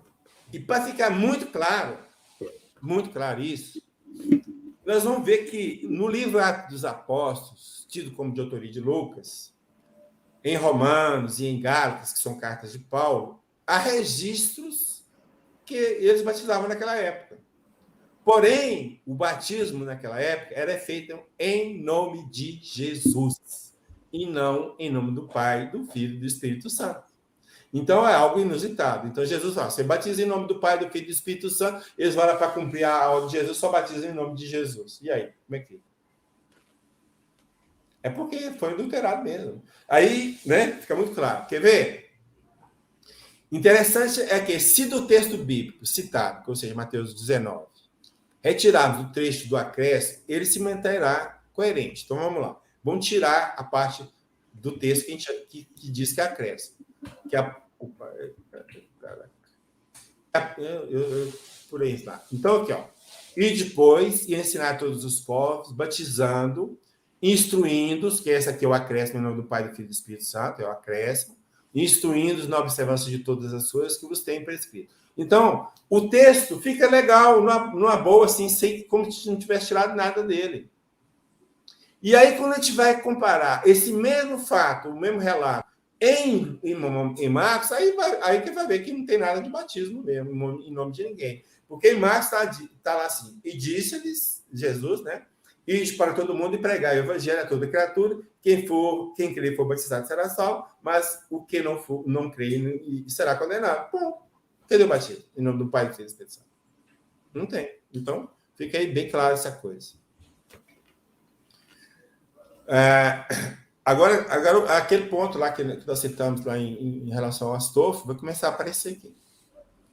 Sob a influência atrativa dos fluidos em geral, os do perispírito, os fluidos do perispírito, variam incessantemente, acompanhando a marcha progressiva do espírito, cujo envoltório forma até que o espírito tenha atingido a perfeição. Isso se dá, quer se trate de um que permaneceu sempre puro, quer de um que haja falido. Espera aí. Então está falando que tem espírito, nós nascemos tudo puro e um faliu, um caiu, um anjo caído, é isso? Aí começa a história da teoria do anjo caído. E porque caiu, é porque, entre as pecou, se pecou tem que ser castigado. Então a reencarnação, em vez de ser uma necessidade, passa a ser um castigo. Uhum. E não atinge todo mundo. Vai atingir quem? Quem caiu. Então, uma coisa puxa a outra. Então, uma miscelânea danada. Então, pela ótica dos espíritos inspiradores, existem espíritos que sempre permaneceram puros. Como assim? Foram criados puros, mas não temos toda a mesma origem, simples e ignorantes?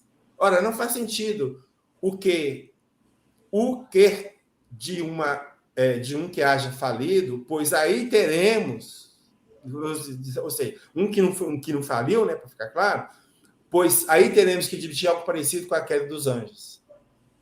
Se faliu, caiu. Era puro, faliu, caiu a queda dos anjos. Pregado pela quem? A Igreja Católica. Uhum. Então, se essa for a ideia, parece-nos ter cheiro de sacristia. Pois os católicos defendem essa tese.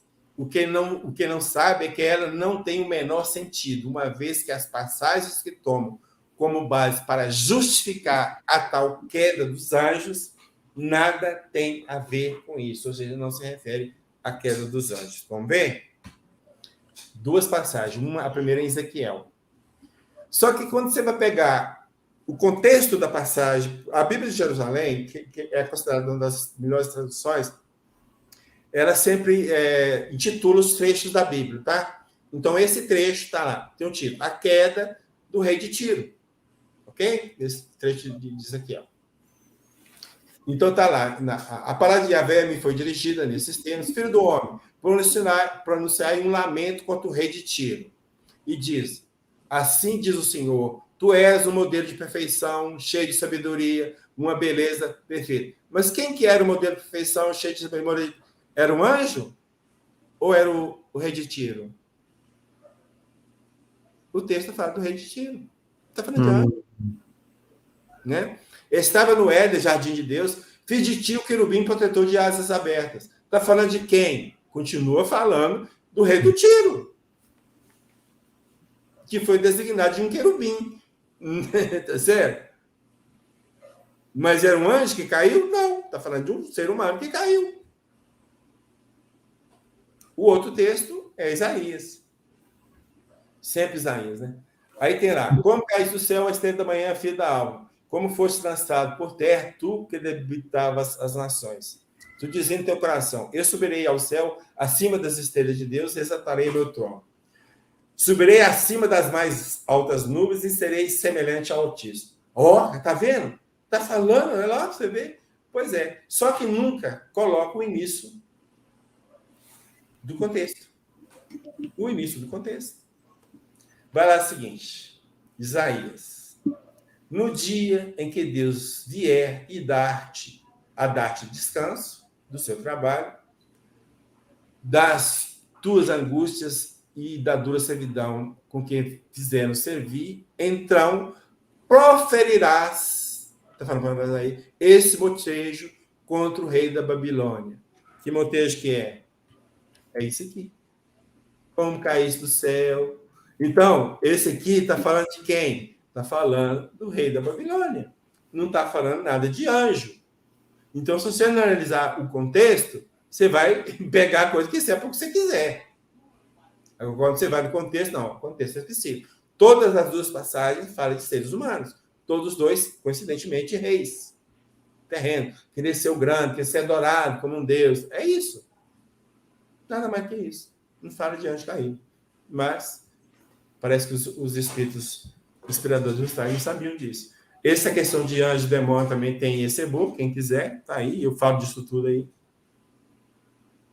Bom, esses espíritos presunçosos revoltados, cuja queda, os leva a condições mais materiais da humanidade, são então humanizados. Então, porque caíram, são humanizados, julgaram no corpo humano, né? Vamos dizer assim. Isto é para serem domados e progredirem sobre a opressão da carne. Encarnam em mundos primitivos, tudo bem? Ainda vistos do opressão do homem, mas preparados a pontos para essas encarnações. Encarnam, olha agora, encarnam em substâncias humanas, às quais não se pode dar propriamente o nome de corpos. Os elementos dessas substâncias se encontram espaço na imensidade, e pela ação dos espíritos prepostos na tal missão, se congregam no meio cósmico do planeta, onde a encarnação se há de operar. Continua. O espírito vai habitar corpos formados de substâncias contidas nas matérias constitutivas do planeta. Esses corpos não são aparelhos como os vossos. Então, esse cubo não é igual ao seu nome, né? Porém, os elementos que os compõem se acham dispostos por maneira que o espírito os possa usar e aperfeiçoar. Então, é adaptado, né? É o progresso do espírito, aquele corpo. Né? Não poderíamos compará-los melhor do que a criptógamos carnudos. A expressão foi preparada ali.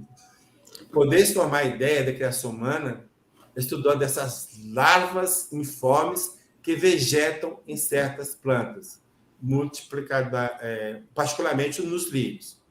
Bom, isso aqui eu tenho que trazer ao Herculano Pires, viu? Não tem outra pessoa Herculano para responder para esse pessoal. Então, no livro, o verbo é a carne.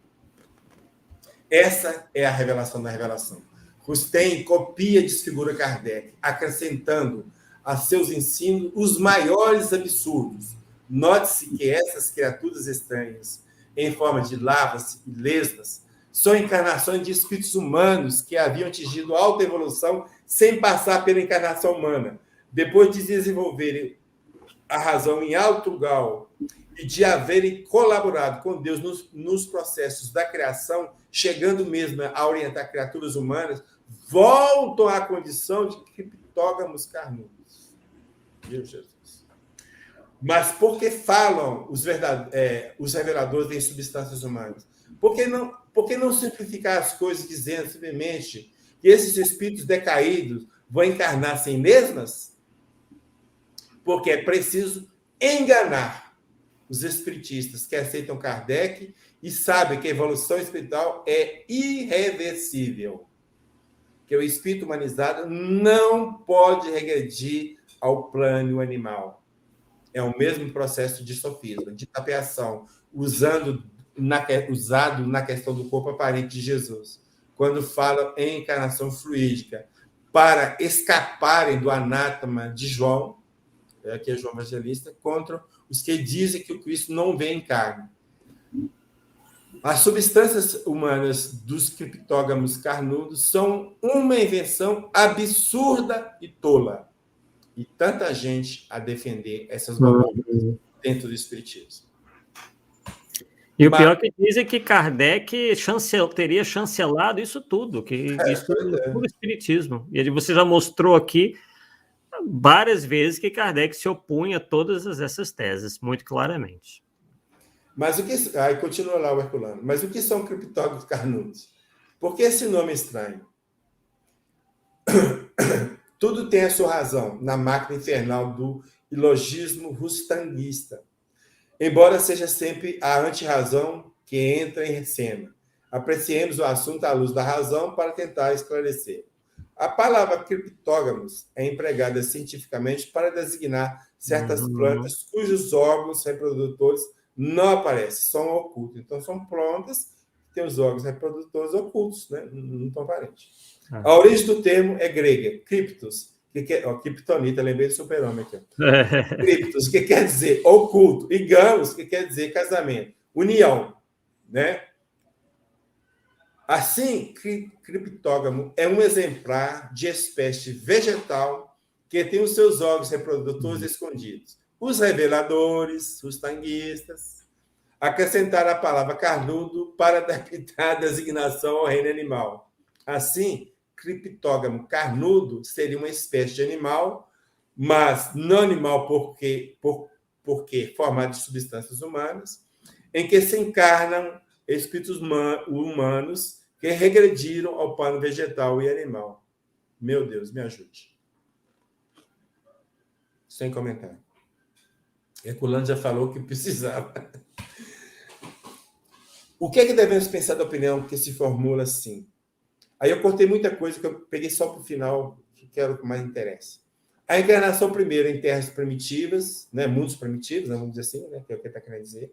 Depois nos mundos inferiores e superiores, até que haja atingido a perfeição. Então, a encarnação é uma necessidade e não um castigo? Não. A encarnação humana não é uma necessidade. É um castigo. Já o dissemos. Já o dissemos várias vezes. Eu estou falando só essa. E o castigo não pode preceder a culpa. Então, ele tem que pecar para ser castigado. Tá certo? A encarnação é uma necessidade para o espírito em estado de formação. É indispensável no seu progresso, ao seu desenvolvimento como meio de lhe proporcionar e ampliar progressivamente a consciência, o que ele não logrará senão pelo contato com a matéria. É a união desses dois específicos que dá lugar ao desenvolvimento intelectual. Espera aí. Mas aqui falou que a encarnação não é necessidade. Não foi falado aqui? Que é castigo? Que não é necessidade de castigo? Mas aqui não está falando aqui que é uma necessidade? Uhum. Está tendo uma contradição, tá não? 2 vezes. A encarnação é necessidade, tá momento. Então está falando que é. Então, peraí. Ou é ou não é, cara. Mas ao mesmo tempo não tem jeito. Então não bate, né? Aí vem Kardec e fala assim: ó, a encarnação é necessária, é objetivo ao duplo progresso moral e intelectual do espírito. Ao progresso intelectual pela atividade obrigatória do trabalho. Então, você trabalha. O trabalho, gente, não é castigo de Deus, não, tá? O trabalho é para desenvolver a intelectualidade. Uhum. Ao progresso moral pela necessidade recíproca dos homens entre si. No relacionamento humano que nós vamos desenvolver a parte moral, né? Uma só existência corpórea é claramente o suficiente para que ele se possa adquirir todo o bem que lhe falta e de desfazer todo o mal que ele traz assim. Ou seja, então ele está falando o seguinte, ó, a encarnação é necessária e você precisa reencarnar porque numa vida só não dá para você chegar no topo. Você tem que vir várias vezes depurando até chegar no topo. É isso. Então, é isso que o Kardec está falando. Mas lá não é castigo.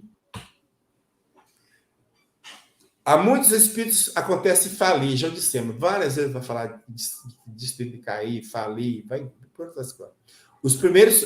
peraí. Porque quase todos fazem mau uso do livre-arbítrio. Então, você fazer o mau uso do livre-arbítrio, você vai falir. Eu sempre penso assim, que o erro faz parte do aprendizado. Então, se eu erro, eu tenho um objetivo de acertar e erro, eu não posso ser penalizado porque eu errei, porque faz parte do aprendizado. Eu tenho que ser penalizado quando eu erro de propósito, que é outra história. Então, na evolução do espírito, nós vamos errar por ignorância. Uhum. E nós vamos ser penalizados porque nós estamos ignorantes, não conhecemos a lei, não faz sentido, né? Então, a ideia de punição, de castigo, né, é muito forte dentro da literatura da obra de Rothstein. E não tem nada a ver uma coisa com a outra. É processo evolutivo. Ó. A criação humana, em princípio, é apenas consequente à primeira falta, aquela que deu causa à queda. Aí, ó, de novo, a queda. Quer dizer, que se eu não tivesse caído, eu não reencarnava nunca. Agora, como que um espírito puro vai decair? Me explica. Se ele não tem sentimentos de inveja, de raiva, de ódio, não tem nada, ele está puro. É puro, limpo de tudo, que é mal. Como é que vai cair? É um trem que, sinceramente, né? Então, os espíritos que falei sofrem punição, castigo, e, uma vez preparados a serem humanizados, eles caem na reencarnação humana. E explicando mais um pouco, afirma que a encarnação humana é consequente da primeira falta, aquela que deu a causa à queda. Aqui temos a encarnação como castigo e uma referência à queda. Então, vai aquele problema, né? É quase o Adão e Eva aqui, né? Hein? É quase a figura do Adão e Eva. Né? Foram expulsos do paraíso, aquele negócio todo. Uhum. Bom, nós estamos caminhando para o final. E isso aqui é interessante. Um manuscrito que foi descoberto aí dentro dos outros vários de Kardec e que vai ter algo a respeito de Rothstein. Isso é novo, não tem canto nenhum, né? Não tem canto nenhum, não. Assim, já tem uma obra do Paulo Figueiredo, né? A partir daí, né, que está aparecendo. Então, na obra Nem Céu nem Inferno, As Leis da Alma segundo o Espiritismo, Paulo Henrique Figueiredo menciona um caderno Voyage em 1862. Aquela viagem que Kardec fez no ano de 1862. Que é um manuscrito de Kardec, né? Então, nós vamos transcrever da obra do Paulo. Então, está lá. Kardec perguntou aos bons espíritos: que influência pode ter o senhor Rothstein? E eles responderam: se você ouvir, responderam a Kardec, né? Se você ouvir, um simples golpe de vista o fará julgar o homem e o que se deve esperar dele. Ele tem tanta confiança nas suas luzes que pensa que todos devem se curvar a ele. Vá se você estiver disposto a fazê-lo. Aí Kardec volta. A opinião de Rothstein tem algum crédito? Não. em geral, ele passa por um entusiasta exaltado querendo se impor. Então, aqui nós temos o retrato de Kardec ao Sr. Rosten. E quem espírito que defender esse cara aí, então, deu para entender? Pode escolher o lado e sair do espiritismo. Ou então fique e larga o lado de lá. Os dois não dá. Né? O pior, Paula, é que nós tivemos essa obra divulgada pela própria Federação Espírita Brasileira por várias décadas, né? Isso, nós temos aí uma repercussão disso até hoje, né? Infelizmente. E foi uma luta para tirar a referência da leitura, ou do estudo, melhor dizendo, das obras de Rustel do Estatuto, mas parece que ficou alguma ponta lá, não sei exatamente mais, não lembro mais exatamente o que é, mas sei que tem alguma ponta lá que faz uma certa referência. Mas isso é o tempo, tá? É o tempo que vai tentar resolver essa questão. Eu acredito que é uma obra que não desperta tanto interesse aos que entram no movimento espírita, então quem tem vai morrer com as ideias. Então, como se diz, as ideias novas muitas vezes elas não se impõem não porque são novas ou verdadeiras, porque os defensores delas morrem. Tá certo? Após essa breve análise, no e-book nós citamos, lá tem muito mais, é claro, da obra de Jean-Baptiste Rustem, a resposta à questão proposta no título é não. Ela não é a revelação da revelação. E fecho com a frase de Kardec. É sabido que os espíritos enganadores não têm escrúpulo em tomar nomes que não lhes pertencem, a fim de tornarem aceitas as suas utopias. Ok?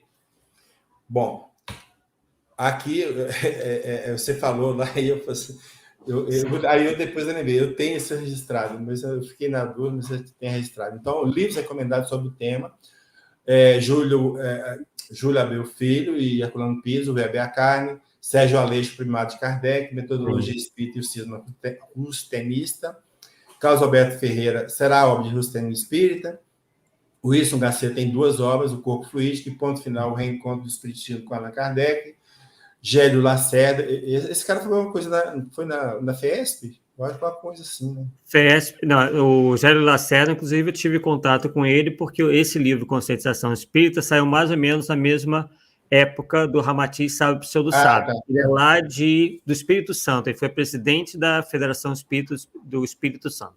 Tá. Então, ele tem o livro Conscientização Espírita e o Nazareno Tolim, As Tolices e Preguiças da obra de Rustem. Essas todas as obras que eu estou citando, eu as tenho. Sim. Na minha biblioteca. Por isso que eu citei. Eu geralmente não gosto de citar o que eu não li, o que eu não tenho. Sim. Tem mais? Pode ter. Tá? O que eu está citado aqui não quer dizer que são todas, ok? Não são todas, são as que eu tenho. Sim. E manipulei, né? Para fazer isso tudo. Então, aqui está a lista das obras que nós estudamos, para levantar esse estudo. As imagens que nós trabalhamos. E aqui continua o nosso site, nosso e-mail. Ok? Maravilha. Aí nós devolvemos a palavra para o Arthur. Perfeito.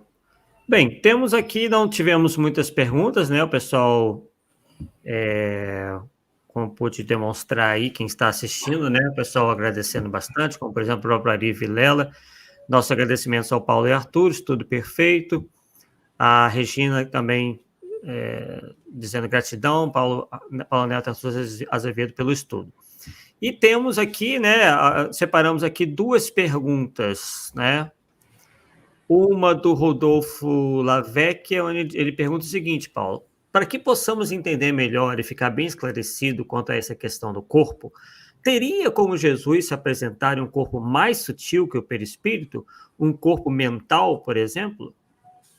Rodolfo, eu vou ser bem sincero, eu não teria condições de te informar, tá? Porque o meu foco é muito mais as obras da codificação. Então, na codificação, eu não vi nenhuma referência a corpo mental. Tá? Eu nunca vi. Eu não estou falando que não tenha, tá? Deixa bem claro, estou falando que eu nunca vi. Porque esse que é o grande problema de alguns espíritos, que acham porque não tem na codificação, não existe. Não é bem por aí. Não ter lá é uma coisa e não existir é outra completamente diferente. Pode não ter lá porque não deu tempo de Kardec estudar, dos espíritos falar, está esperando o momento certo. Então, eu não estou dizendo que não tenha corpo mental. Eu estou dizendo que eu não tenho essa informação, não estudei o tema especificamente. Mas supondo ter o corpo mental, então aí sim o espírito poderia se afastar, o espírito e o corpo mental, do perispírito ou do algo mais grosseiro em relação ao próprio corpo mental. O que eu penso é isso. E o Daniel também faz aqui. Conforme o Rustem, Jesus teve apenas o perispírito totalmente puro, onde fez os prodígios e milagres, materializou vinho, pães, peixes, transfigurou-se e desmaterializou-se sem sofrer na crucificação? Ele continua na próxima. O que ele vai falar é isso mesmo, que é o corpo do ageno. O ageno, o que é? É um perispírito, vamos dizer assim, de certa forma, condensado. Então, ele pode ser tocado, né? E ele tem toda a aparência do ser encarnado. Veja bem, quando eu falei da questão dos anjos que estavam lá no tombo de Jesus, foram vistos, o Evangelho fala que foram homens ou que foram anjos, né? Então, por quê? Porque os anjos, na verdade, têm aparência humana. Então, o espírito agênere, ele tem a aparência humana, que a própria espírito tem a aparência humana. Se ele der uma certa condensação, ele vai se comportar como um ser humano. Eu indico para vocês uma história muito interessante. Vocês vão encontrar na Bíblia. É o livro de Tobias. Esse livro de Tobias é um livro que ele é considerado não canônico pelas igrejas evangélicas, mas nas Bíblias católicas ele tem, e vai contar o caso do Rafael, ou Azarias, tem horas que chama de Rafael, o Azarias, o anjo, chamado Rafael ou Azarias, que se materializa e leva Tobias para um lugar, fica um tempão com ele lá. E fala assim, e no final, antes de ele, fala assim, aquilo que eu comia era só aparência, eu não estava comendo, não. Até isso ele fala, né? Então, ele tinha toda a aparência. Falou, inclusive, assim, o meu pai é daqui, eu conheço a região, já fui lá não sei se era a mídia que eles queriam ir, eu já fui lá várias vezes, então mostra que é um ser humano, que, sabe, é muito interessante esse livro. E lá tem um retrato do que seriam as gêmeas, né? Tudo bem escrito lá. Perfeito, Paulo. Bem, estamos chegando então ao final do nosso estudo de hoje. Prometemos, inclusive, né, é um tema que, assim que for possível, a gente vai tratar, né, eu particularmente, quando tiver uma brechinha aí, que é justamente a influência do rustanismo no nascente movimento espírita brasileiro. Nós já fizemos uma pesquisa também em relação a isso e deveremos voltar a essa questão para que vocês entendam o quão importante é a gente entender, primeiramente, como o Paulo mostrou, né? Esse é o mais importante, que isso não é espiritismo, tem todas as características de uma mistificação, são espíritos embusteiros que se fizeram passar por essas figuras do Novo Testamento e também o próprio Moisés, né? E isso se propagou muito no movimento espírita, uma vez que essas obras chegaram praticamente ao mesmo tempo das obras da codificação. Então, a partir desse momento, é que nós iremos, no momento oportuno, num outro programa, desenvolver para que vocês possam entender esse contexto histórico e também saber, né, quais foram os reflexos do rustanismo no próprio movimento espírita francês após o desencarne de Allan Kardec. Tem muita história importante aí que muita gente desconhece. Bem, Paulo, alguma palavra final? Bom, ele só quer agradecer ao pessoal que esteve aí presente, dando apoio para o nosso trabalho. O que nós precisamos, na verdade, gente, é da divulgação desse material. Você vê que eu tento trabalhar da forma mais técnica possível, tá? Para mostrar que tem fundamento, tem base que a gente está falando, para chegar à conclusão que nós chegamos. E tem bem claro, não é a opinião só do Paulo. A lista de obras que eu mostrei é justamente nesse sentido também. São vários estudiosos que têm a mesma ideia que eu.